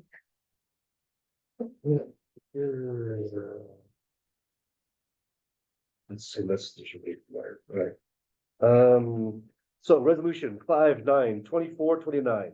Resolved by the Board of Trustees, of the Charter Township of Bedford, to contract with the Calhoun County Land Bank to complete the demolition of the Fire Station 1 at 21962 Bedford Road, Badger, Michigan. The Charter Township of Bedford commits to pay the 5,000 fee for the hazmat and the special assessment. This is what the presentation was on beforehand. That's support. Okay, discussion.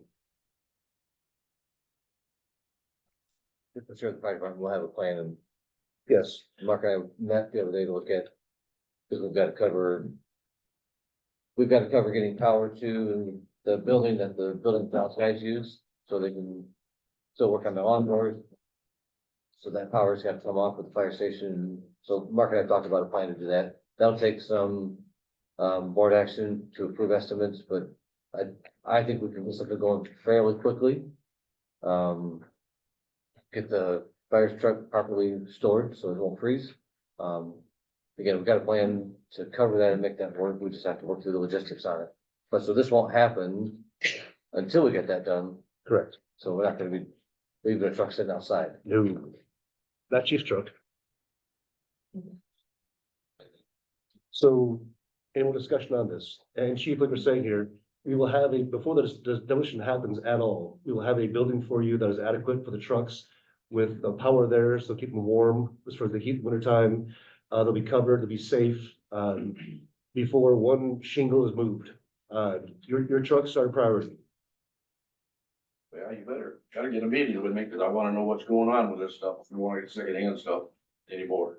I'm sorry. So, I want to know exactly what your plans are, going on, what that building is gonna consist of out there, water supply, bathroom, what? so I have a question. Police in Vandenbrink is doing the second half of the needs assessment, which is pivotal in moving forward, and the only thing that's stopping them is a survey from the fire department. Has that been completed? I'll want to discuss it more in here, I'll rather meeting with the board. Okay, they need a survey done and before we can move forward with a meeting to understand what needs the fire department has for all 3 fire stations. I know that email went out, that needs to be completed.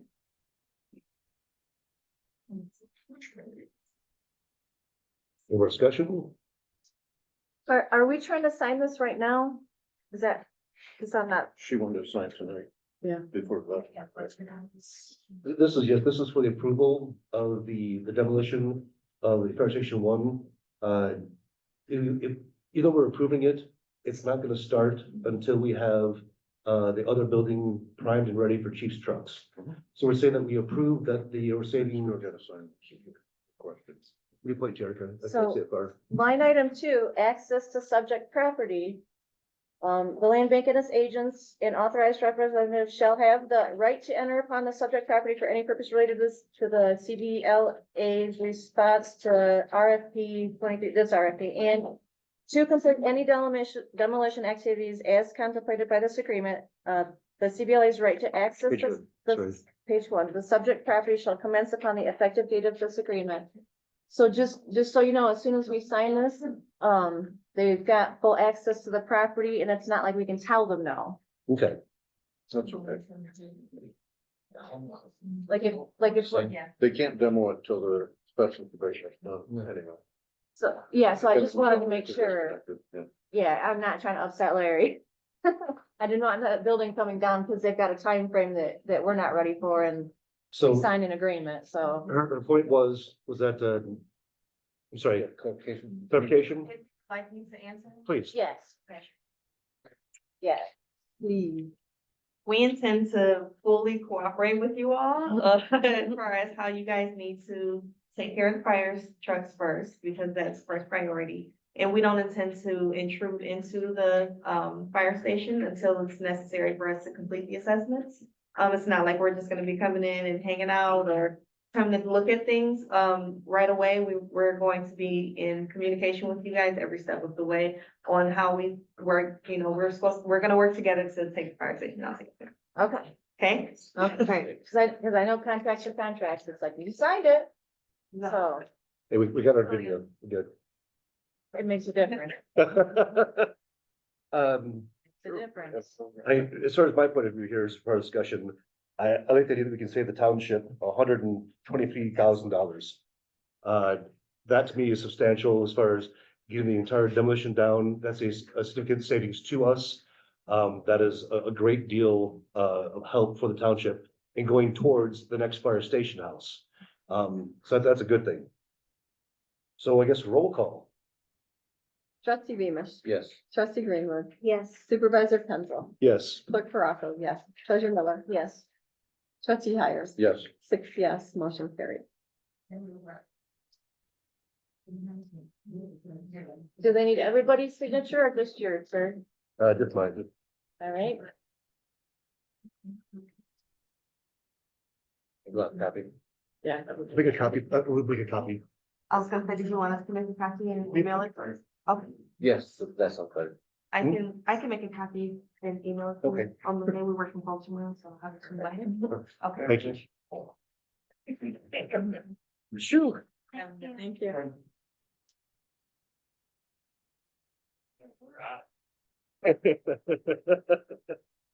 Resolution 5/9/2430, resolved by the Board of Trustees of the Township of Bedford to accept the draft financial statements prepared by the Siegfried and Crandall. This is the audit of the township books, and there are no significant findings on there whatsoever. Is there a motion? So move. Second. Excellent. Discussion. Yeah, you're right. There wasn't anything on there that I saw. Excellent. It was a good report. That's wonderful. Roll call, please. Trustee Greenwood. Yes. Clerk Baraco, yes. Supervisor Penzel. Yes. Treasurer Miller. Yes. Trustee Hires. Yes. Trustee Beamish. Yes. 6 yes, motion carried.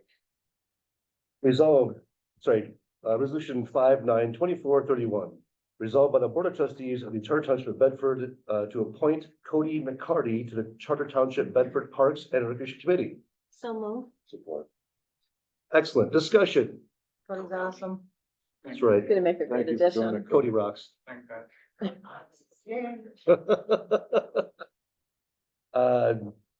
Roll call, please. Trustee Beamish. Yes. Clerk Baraco, yes. Treasurer Miller. Yes. Supervisor Penzel. Yes. Trustee Hires. Yes.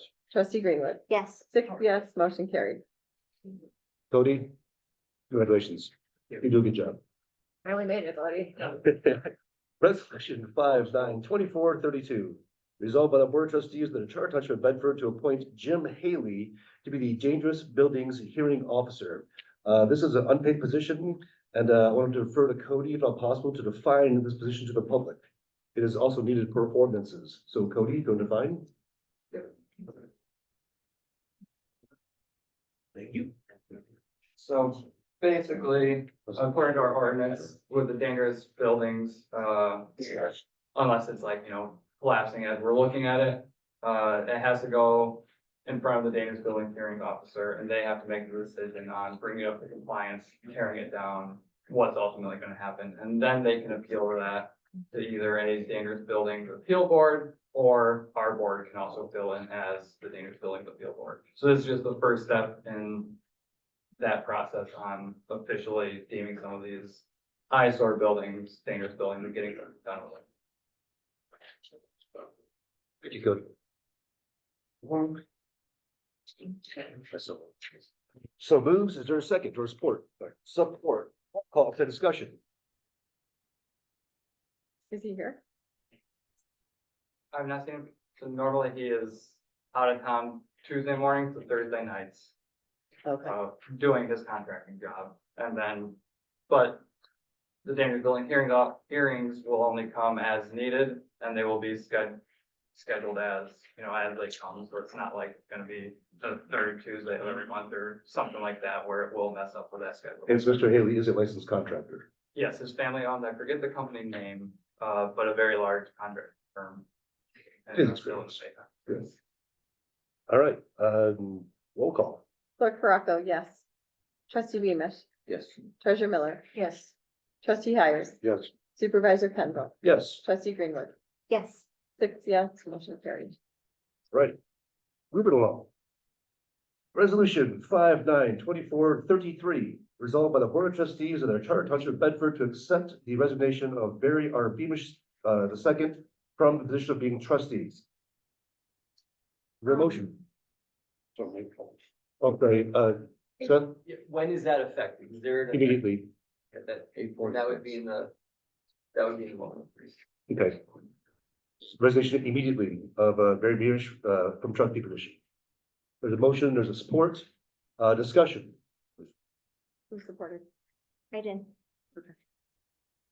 Yeah, like, I'm still at my initial standpoint that as a non-resident, he's trustee in name only for the last 2 years, and we don't need his resignation. He's just sitting up here because he can. No. Legally, when he first took the job, he was in the township. I don't think he planned to move out of the township. Things happened. He still maintains a house here, maintains his business here. Yes, he has moved out, and yes, it has come to attention, and yes, I am now addressing it, and yes, is now officially taking his resignation. So that's how it's happening. It's happening.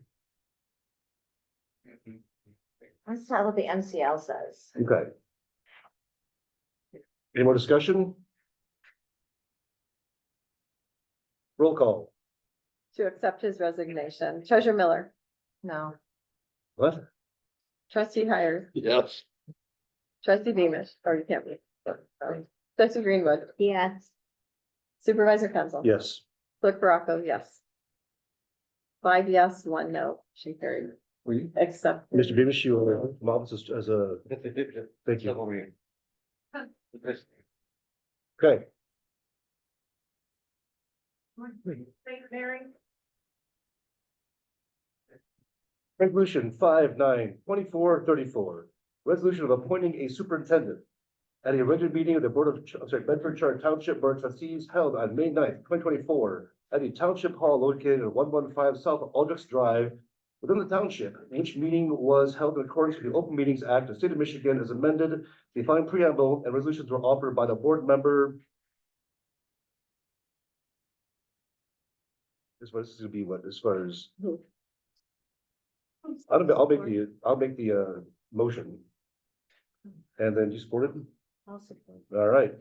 Whereas MCL 2410 authorizes the township board as a charter township to appoint a township superintendent to assume those duties which are listed under statute of MCL 42.10, and whereas the township board previously established the office of superintendent and assigned the duties contained in MCL 42.10 to the superintendent, whereas the township previously appointed Dennis McKinley as township superintendent, and whereas Mr. McKinley resigned from office of township superintendent effective on or around April 8th, 2024, and whereas the township posted notice to fill the open position for township superintendent, and whereas the township board discussed appointing a superintendent to fill the open position at the May 9th meeting, 2024, regular board meeting.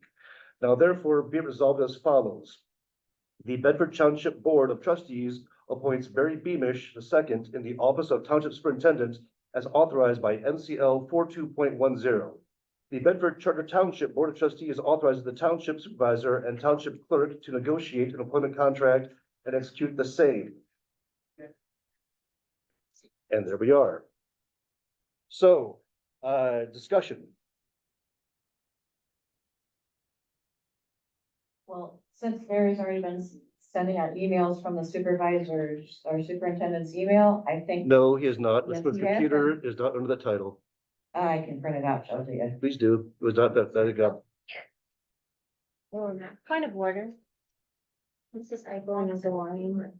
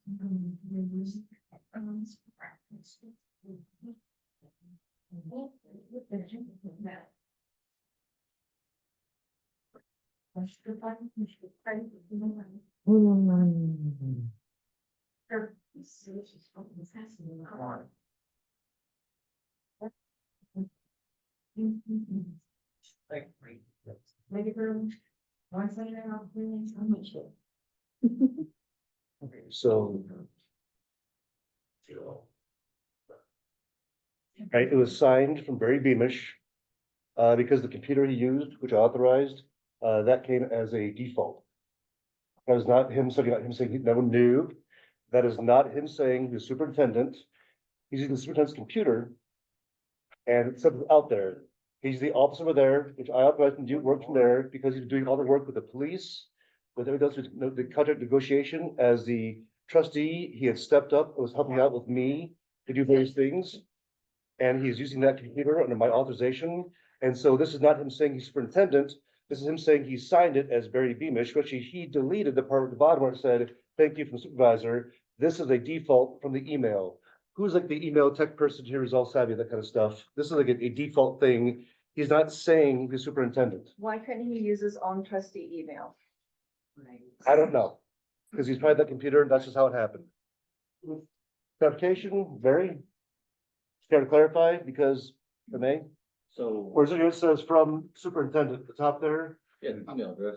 Right, that's the email address. My trustee email, so I didn't take over that computer, add my trustee email to it. But I did access to the shared drive. For the last several weeks, I volunteered sitting at that desk doing that work. So yes, I used that computer to send out documents and I did delete superintendent because that was not my title. Correct. So it was not him saying he was superintendent. It was not him being proactive in any regard. It was not him saying anything illegal. Not him being causing issues, not him lying, not doing anything. He's acting as trustee, doing work at my request, as far as I'm negotiating his contracts and things because I'm at my job and could not do them, and they had to get done. He sat on the board for the water. This morning, yesterday, the water board, this morning. Just a meeting. Yes, at the meeting though, you have to negotiate the contract with the police. You have to do a lot of various things.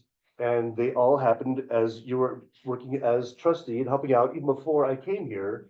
Back before when there was no supervisor, because Jody Jones stepped down. You helped step here to run part of the meetings. You volunteered and did more things.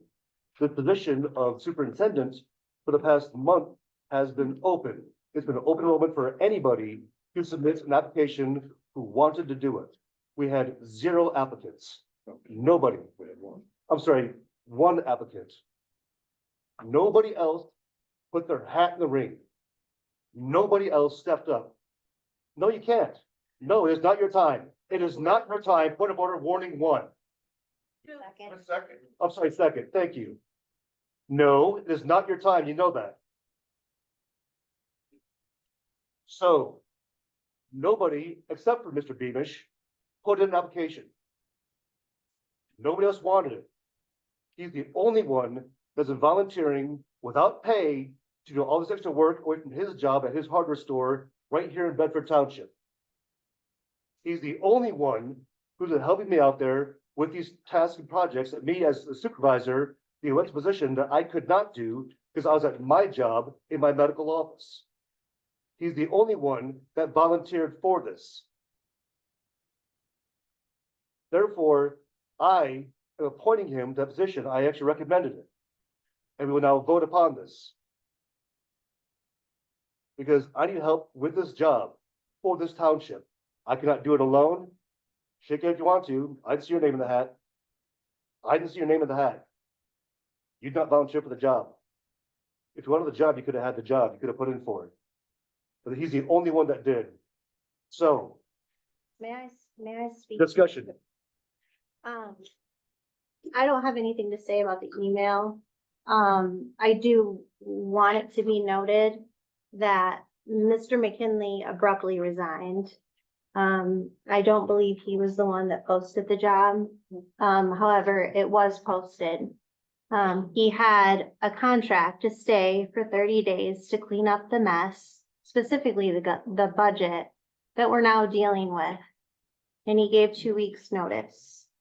So Mr. Beamish stepped in to help out. There was oversight in the clerk's office. There was oversight on multiple fronts. We were left in a pickle because Mr. McKinley abruptly left. So we posted the opening and we had 1 applicant. Any more discussion? Was there a resume submitted? Yes, I believe there was. Actually, I'm sorry, no, he had a resume, but he put in just There was the. a resume. Yes, it was a resume submitted. Yes, I'm sorry. Apologies. Was the requirements for the superintendent to be a resident of the town? No, it is not. Okay. Second.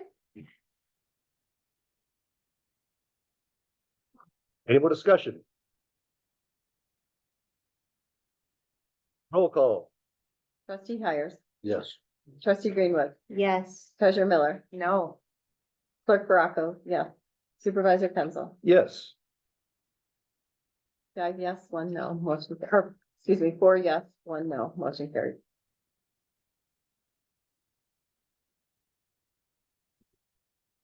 Congratulations.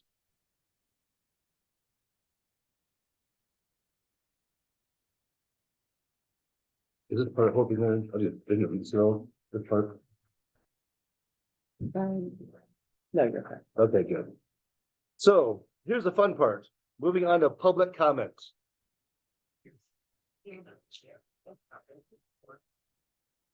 Good microphone man. Here you are. You're welcome. Hi, I'm Barb Jones. Hi, Barb. Hi, I'm glad to meet you. I'm one of your planning commissioners since 1989. And I'm here to congratulate Barry, first of all. Thank you, Barry, for all of your unselfish service to the community. Also, I wanted to point out that I am really big on historical things. And I can remember back when the Battle Creek Sanitarium was torn down, one of the greatest fieldstone buildings in the country. I also remember other buildings in town, and fieldstone is something of a historical value to the city of Battle Creek. Therefore, being that fire station number 1 is also fieldstone, as I guess a moneymaker, I'd like to see that fieldstone offered up for sale to the community. I myself would love to buy a couple of pieces to put in my yard just because it's from 1937. And for those funds to go to the fire station. That is. Yeah.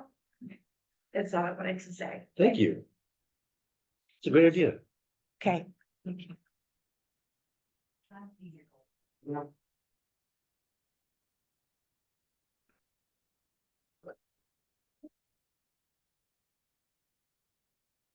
I'd like to start off by saying that I think it's the right of cowardice for everyone besides Erica who voted to blame her solely for a mistake that everyone admitted to making. How ridiculous is it to say that she input the wrong number somewhere when still no one here today can come to an agreement on what the right number is? Still didn't vote on it yet today. But somehow magically in the past, she's supposed to have had done something done perfect that everyone else made a mistake on, and everyone else is still unsure on what the right answer is. All you know is that it's her fault. I think that is the height of cowardice here tonight. I have to tell the community as far as Barry Beamish being elected as superintendent. I heard all the smart reasons that Supervisor Kenzel gave for, why he would be in line for this, what's been going on and everything. To me, those all sounded like reasons for an interim superintendent, not to subvert the process. This community had ran down our throat that you might not be aware of for years, that the superintendent position being proposed was a very specific thing, that it would only be offered to university-trained civil government professionals. That this was not gonna be just to get from somebody in the community, that it wasn't just gonna be a way to have an unelected person put here in the township. But instead, it's become just exactly the opposite. And as far as qualifications, I was on the planning commission with Barry Beamish when he was chairing the meeting while drinking a glass of bourbon and laughing and joking about it. And also forming committees illegally at that same meeting. When I complained about the illegal actions during the commission there, I was scoffed at in the most unprofessional ways. And I presented that maybe it wasn't appropriate to be getting drunk on bourbon while you were chairing the meeting. And as a result for that, I was kicked off of the planning commission. I don't think that's the way business is supposed to go in this community. Barry let it be known that he had moved out of the community well over 2 years ago.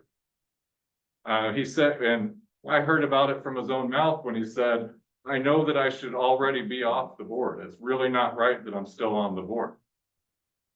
And I actually at the time said, well, maybe you should consider not moving out, you know, maybe if you feel like the board needs you.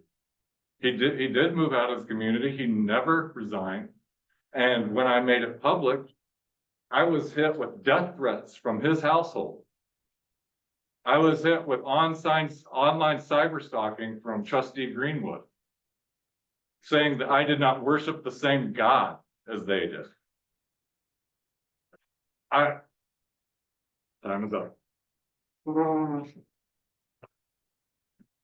That's like one thing there, Justin. You know me, and nobody here is having that kind of attitude or actions while I'm in charge. What happened in the past, I can't speak for, I can't say a thing about it, because before I got here. You know that when I'm here, I would never tolerate any of that. And as far as the things back and forth, I told you, I've on your page, your post today. I'm sorry that you went through that. I am. All right, and I do mean that. No one should go through that either direction.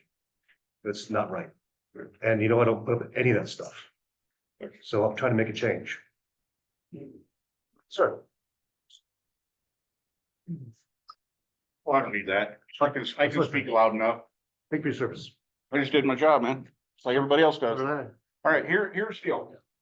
I have property, home on Colonial Drive, Bedford Township. But I do not live in Bedford Township. I live in Battle Creek City. Whatever.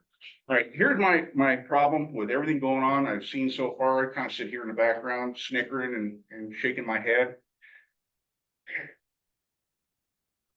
Everybody on this board, apparently, I haven't seen the documentation on this board, apparently, with the exception of Erica, voted for this man to be the superintendent. Okay? And I understand that superintendent doesn't have to live in Bedford Township. Wink, wink. Coincidentally, he resigned today and got hired today. Okay? I'm going to suggest that we all get together and we recall the whole freaking board, with the exception of Erica. That's my suggestion, folks. I'm going to be honest about it. Because if you're going to hire an individual who has lied, has deceived Bedford Township while he did not live in Bedford Township, what else will he do as a superintendent of Bedford Township? If you have no honor, no pride, no dignity, you most certainly do not need to be running Bedford Township, nor do you need to be on the board or anything else. Now, because you happen to own a business, that's great. You can run a business in Bedford Township. But I can tell you right now, I haven't walked in that place in 2 years. Wonder why. Have a good day. To answer part of that, he's not in charge of the Bedford Township. I am. Okay? Then, You got more time. Oh, sorry, no, sorry. well, that's fine. Then my only question is, why is he a superintendent when he's lied to the Bedford Township for years, but you still hired him? Who hired him? Who's the names that hired him? Folks up here. The four of us did as of today. And because he's been doing all, when I've been here under my tenure, he's been doing all the work. He's been busting his ass. He stepped up. He's been doing it. I'm sure there's other people who can do it too. They do. I agree. But no one else stepped up to put their name in the hat in the running. It's been posted for over a month. I don't live in Bedford Township. You could have. It's not a requirement. I wasn't gonna run for superintendent. Okay, I'm saying that it's not a requirement, you could have, but no one else did. They, I can put out a notice, find somebody. We did. They did, all right. Who advertised? Yeah, they.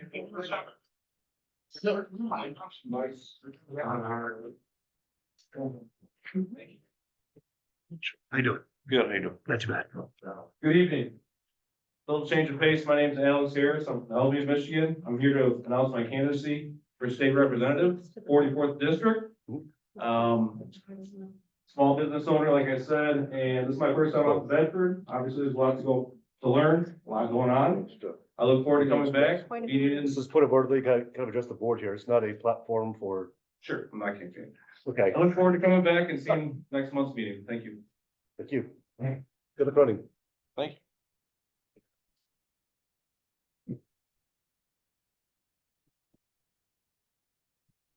All right, my only thing is, you wanna tear down the fire station number 1. Fire chief wasn't informed about it. Not only that, you said the building's condemned. So why does the township have vehicles and personnel going into a condemned building? That's my point. But you're still allowing it to happen. So, The condemned building, It's 17. nobody's supposed to be in there. correct, Not supposed to be occupied, shouldn't have vehicles in there. I agree. You're putting township money and resources in a condemned building. And personnel in a condemned building when they have to go in to get the engines out. That's all I have. So to answer your question, I came here in April. I came in April, and my first meeting, I found out the building was condemned back in 2017, it was condemned and has been utilized since then.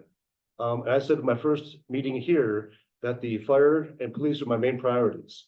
It's for the safety of our community as far as from fire and from other actions. That I have a huge passion for supporting the police and for fire department. And since then, yes, within 2 months, we've got the point now where we actually are having a new building, a pole barn to temporarily house these fire trucks in. We have the action plan with them to pay for $123,000 to break down the old building. We have a plan for a new building process as well. No, the chief, as far as this last part, was not informed as far as moving the trucks to other building. This week, it just happened as far as that committee came to us within the past week. And it happened very fast, and I met with the chief afterwards, but he knew about the building being condemned. He knew that we had a plan to destroy it and put a new building up there. He's been involved with all that process. Just within this past week, as far as when they came to us with this money of $123,000 to take care of everything, we was up with the $5 grand up for it. That just happened. And yes, I would have loved to have made chief a lot more aware that I'm catch him off guard there. It's not my intent.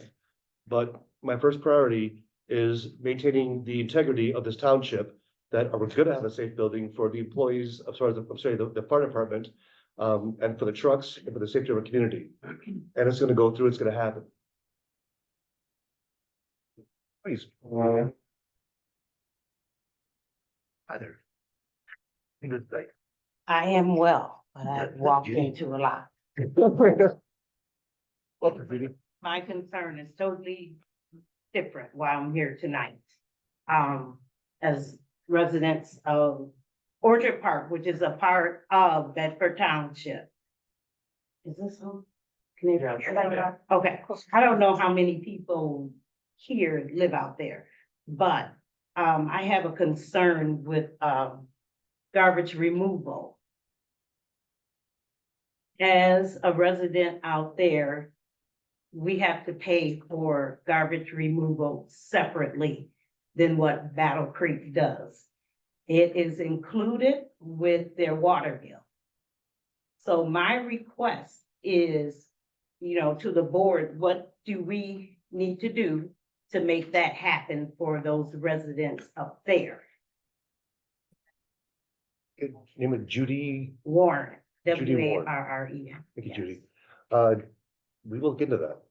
I don't have an answer for you. I know that I pay a trash bill independent of my water bill. Right, in Bedford Township, but not in Battle Creek.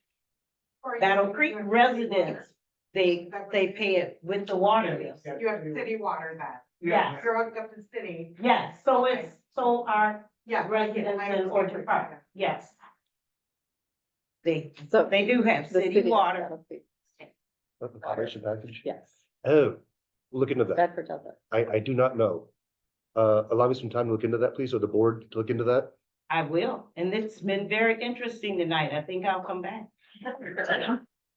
June, Thanks, Stu. Please, my next, It's just my card if you want to contact me next week. Oh, okay. please, next week you come back here, make sure that you hold me accountable, all right? And this board. What's your name? Carl Kinsel, yes. Okay, So, thank you. Thank you. thank you, Judy.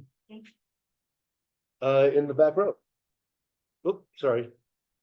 We're getting there. Take that. There you go. Thank you so much. I just needed help with back on resolution number 05092429. I could not hear who made that motion as well as supported it.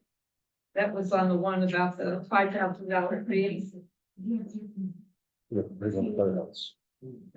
0549, it's for the, 29, okay. It was moved by Beamish and trustee Beamish and supported by trustee Hires.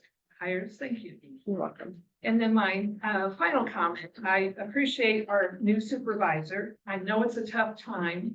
I would just offer a suggestion because remember, as a township board, this is your meeting. And there is rules and etiquette that says that public comment is welcome.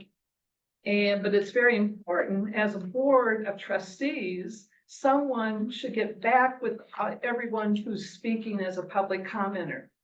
It, for several reasons, and I'm surprised the lawyer didn't maybe suggest back to a new supervisor that comments made by the public will be responded to in due time. It doesn't have to be tonight at all. Good example with Ms. Warren. You really needed to see how the garbage request fee could be handled. It takes time maybe to get that answered. But I just would caution the board not to respond to us public commenters. And we understand that we can wait for an answer. And the plus side of that is the efficiency of your board meeting. It allows you to hear what are on the minds of the public, but to respond tonight, it's not necessary to. It's not a life or death matter at all. I know there's some emotions. I, as a school board trustee, had to learn a tough time as well because I wanted to respond to something brought to our school board. But I had to remember that I can't respond right now at that very meeting. Someone will get back with you. And I just offered that as a suggestion. And I am really pleased with the new superintendent. Wanted you to know that. Thank you.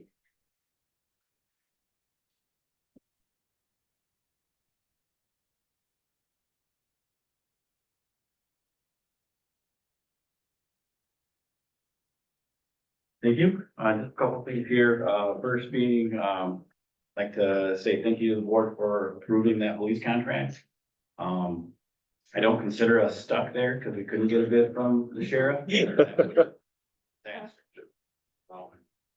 You know, I've been to every meeting for over 2 years now, and I don't think I've heard Officer Valley say she's been on they have been on less than 300 calls in Bedford ever. That's a lot. And I will also say that, since I took over personally contacting the police department, letting them know about the planning commission meetings and not relying on someone else to do that. Their communication has been great and they have been there when we've requested them to be there. From that. Second, you know, we're talking about the ARPA funds. Obviously, there's a fire station in play now. There's a road issue. And probably not enough money to do all that. I would just, you know, really like to see the discussion be very thorough there as far as that goes. And then also, touch on, Kirk Paraco's comments about the parking, at Skeet Skirman. It does get soft down in there, and when we have folks that can, you know, intrude with their vehicles, and not because they're probably maliciously doing it, just because, you know, that's kind of how things happen. There is damage to, to the grass, divots, ruts, the mower guys are gonna do damage to the mowers. It's also very difficult on your back, that kind of thing, and that's more maintenance for the park. Maybe is unnecessary, so there could be a cost benefit there to doing a parking barrier and, saving our equipment, saving, potential issues and stuff like that. As far as Fire Station 1 goes, obviously, we're all in agreement, something needs to happen there. Certainly glad that, we don't have to pay the full fee there, but we're on the clock now. And I get that we have stuff that we're talking about, as a resident that would be affected by that. Property taxes go up every year, insurance going up every year out of control. I would cringe to think what that could cost the residents in that community on their insurance bill if we don't have a plan there. I understand we're gonna get a plan, but we're on the clock now, and, government stuff is slow. And then, lastly, as far as the kiosk and the signs and stuff at the parks, I think it would be a really good idea for the Park and Rec and the board to consider, donations, in memory of, let someone attach a plaque there. I know I have a family member that has one out of Fort Custer.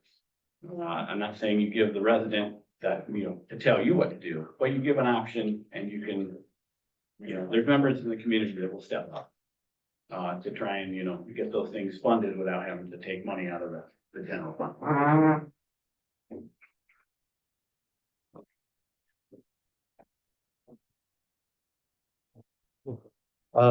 If may please, quick, recess for a bathroom break. It's me. I Debbie. I had it 1 hour ago. And this meeting isn't ending.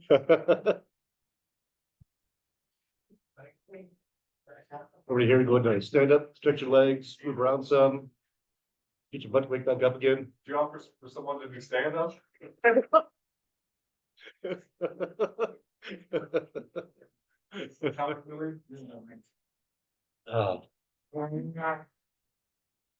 So, A goodie basket for you. what are you? Are you sure? Was it? Wow. Enjoy. Share with the family. Yeah. Still homemade? It's all out. So do you like it? Do you like a business for stuff here? Like a hope? You should. This is delicious. Wow. This is amazing. Holy cow. I can vouch for it. She shared her sourdough starter with me, so. Oh, yeah? I'm still not good at making it yet, but. Oh, no, it no, tastes that's great. Wow. Thank you. Oh, let's let's get them.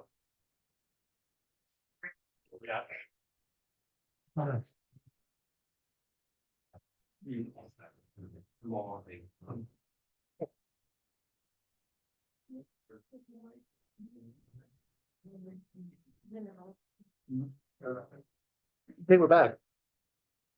And we're back up. Oh, there's the one. I'm sorry, One more. almost. Thank you. I was looking for Erica. There he is. There he is.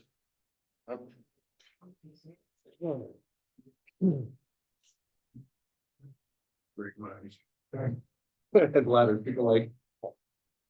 Public comments. Sure. All right, you can probably all hear me. Just making The sure. question is, Yes. on this budget amendment. The way you guys went back and forth, I think you confused the audience more than it already is. So is there anybody that can explain what you're trying to do? Are you trying to correct that to go back to have it recorded for the state of Michigan and the auditors? Or what are you trying to do? I guess that's. You got a lot of mixed max because you amended this and you Yes. amended that and you didn't do this, and you didn't do that. So where are you at? So what we have, if I may, I hate to cut your time, but we have.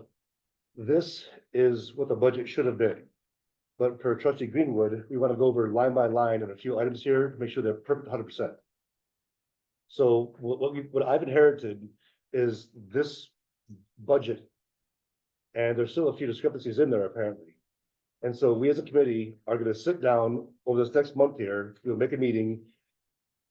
And we as a board, we'll go over this line by line until Trustee Greenwood is happy. Everything is resolved 100%, and is 100% clear on every point. And that, at next meeting, we will have a budget to adopt. Okay, now Budget you're saying amendment. so you're gonna wind up adopting this year's budget. That's what Correct. you're trying to put in. It will be Yes. an amended. Okay. It'll version. be, yeah. Okay, so in fairness to part of it, I was at the budget meeting that was here. Justin Schatz was here. I think we're the only two that were here. And we couldn't hear, and I think his comment when we left was, you know, cause y'all sat at the table. And there were so many changes up there on that, I can see where the confusion come from. And I think it was an honest cotton picking mistake. None of this blaming somebody else for what happened. And the board's gotta straighten it out, I understand it, but let's get all this other BS out of the way and can blaming people. That's not right. You know. Cause it was a mix up, so fix it, and you're doing the right thing by marking it in, putting it in there. So you got auditors that do it, or if the state of Michigan comes in and checks, you got your paperwork in line to justify what you're doing, but it sure didn't help tonight, trying to figure out what was going there. I understand what you're doing now since I got an answer, but yeah, that's all I got to say. Thank you.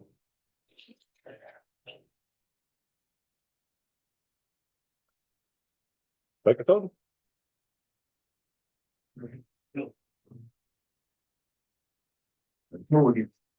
Um.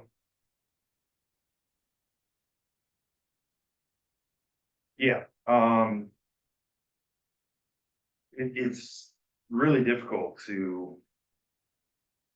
I mean, it's not difficult to comprehend, not understand. I mean, I've been dealing with this township now for a lot of years, understanding further and further what's going on as to why people don't want to participate here. People ask me repeatedly why I don't want to, why would I still even be here? Why don't I just move away because of how bad? And what we saw here tonight, the blaming and those games, that's political action games going on. The way the agenda is written, it's such a dirty political game that's going on. And you don't get it. That's why I've been trying to tell you about it, so you can understand it. Because you don't get it. You don't get it. You're new to this. I've been doing this for over a decade. I got involved in politics at all, not because I wanted to, but because I was recruited to do so. And I learned right away the wrongs that people are doing to people in our community. When people in our world are doing evil things, they're going to do a whole lot of really good things to cover up the wrongs that they do.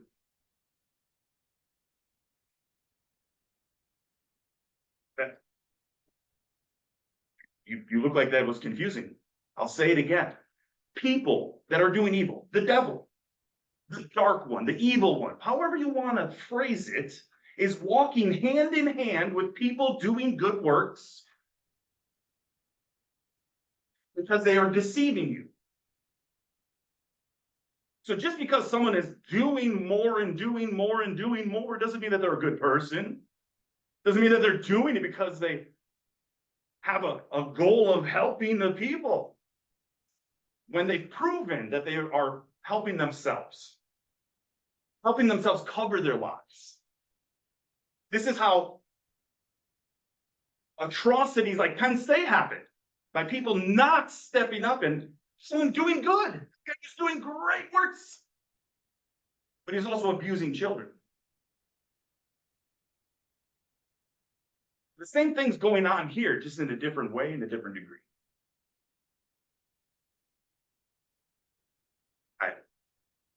That's you. Everyone that has participated in that is participating with you. Thank you. Anybody else for public comment?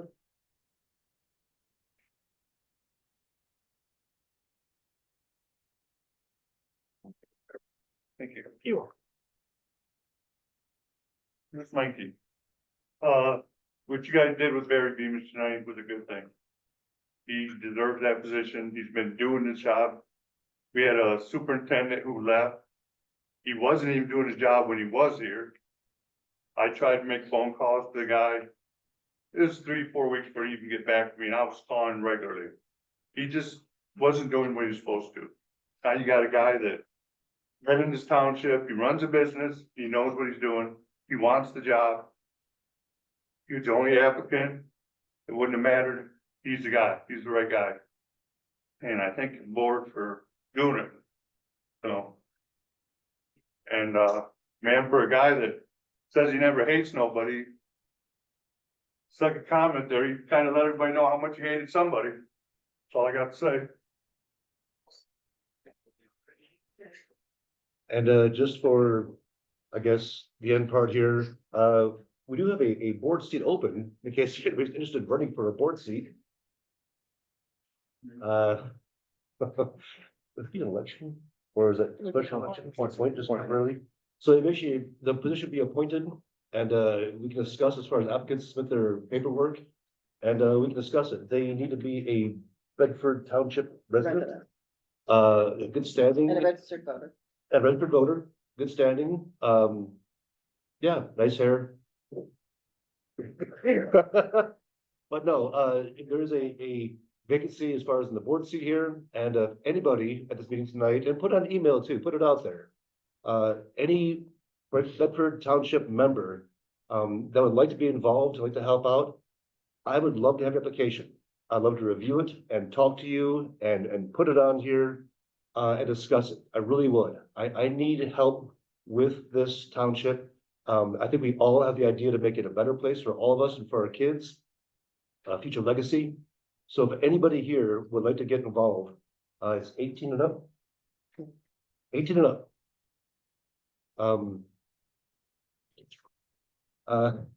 Well, yeah, please submit an application for the position. And I look forward to looking at all of them with great review and seeing what we can find out to help this board out and help this township, honestly. So, okay. Trustees, personal, so is that public comment? Anybody else? Public comment before I close it out? Okay, trustees, personal privilege. I'll believe it. It's been a long meeting. I'll pass. All right. Announced by chairperson with officials. Okay. Pass. Taxes are coming, sorry.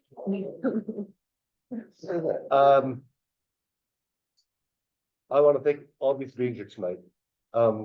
If anybody here has pages on social media, please keep posting. I'd love to see a full room here. I'd love to see more of our township here being more involved. I want all of the voice, what's going on here. You do a great job with making the local. I'll get it, I promise. I love that term. It's great. Being a vocal local, being involved, and doing better for the community. Please post as far as the pancake breakfast, as far as the fall festivals. Let's get the support of our community. This is for Bedford. This is for our neighbors, our township. We need to get out of our houses and get together, besides these fun meetings here. We need to have some pancakes and some fun and some music and some sunshine on our faces. We need to have this community and enjoy our parks that we have. Support the fire station, these guys who support us and the police as well, and all that they do. We need to be a better township to each other. We can be. I remember as a kid, I know I'm rambling here a little bit. I was raised in a small town, 2 stoplights. That was it. No fast food joints, even to this day. Place is called Elk Rapids, back in northern Michigan by Traverse City off 131. My dad was a pharmacist. We could walk downtown and he knew everybody by first name basis. We talked to them. After church, we'd go to the houses of folks who couldn't get out, take them their medications, make sure they're okay. That's what I grew up with. That's the America, that's the town that I love to be in. I don't like big towns. You get lost in them. There's people you don't know and just there's. I moved here after medical school and residency, my first job down in Kentucky. I moved to a small town because I love the feeling, that community that you can have in a small town. Having block parties, knowing your neighbors, trusting your neighbors, being together, that community of being togetherness. That's why I came to Bedford Township, and that's kind of why part of the reason I'm sitting here right now. I've got friends, Justin's been in my house with his kids. His kids have helped me out quite a bit with moving things, and God, they're helpful. They're a wonderful guy. It was at Dead Shots. Dead Shots is the company they made to help people who can't get in their cars, or they've, changed a lock in the house if you're a single woman, or a single man doesn't know how to do things. Doing all kinds of, he filled this need in the community. It's been great, but that's a community helping each other out is what I miss as far as my America that I grew up with. Putting those cards in my spokes in my tire and the crepe paper off my big wheel for the parades of 4th of July.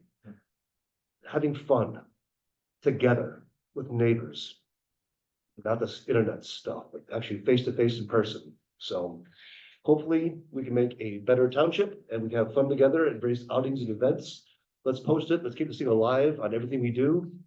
That's really all I have. I'm done rambling because it's been a long day. So, is that it? I now call for adjournment at 9:30. Good Lord. Meeting is closed. Go home, have fun.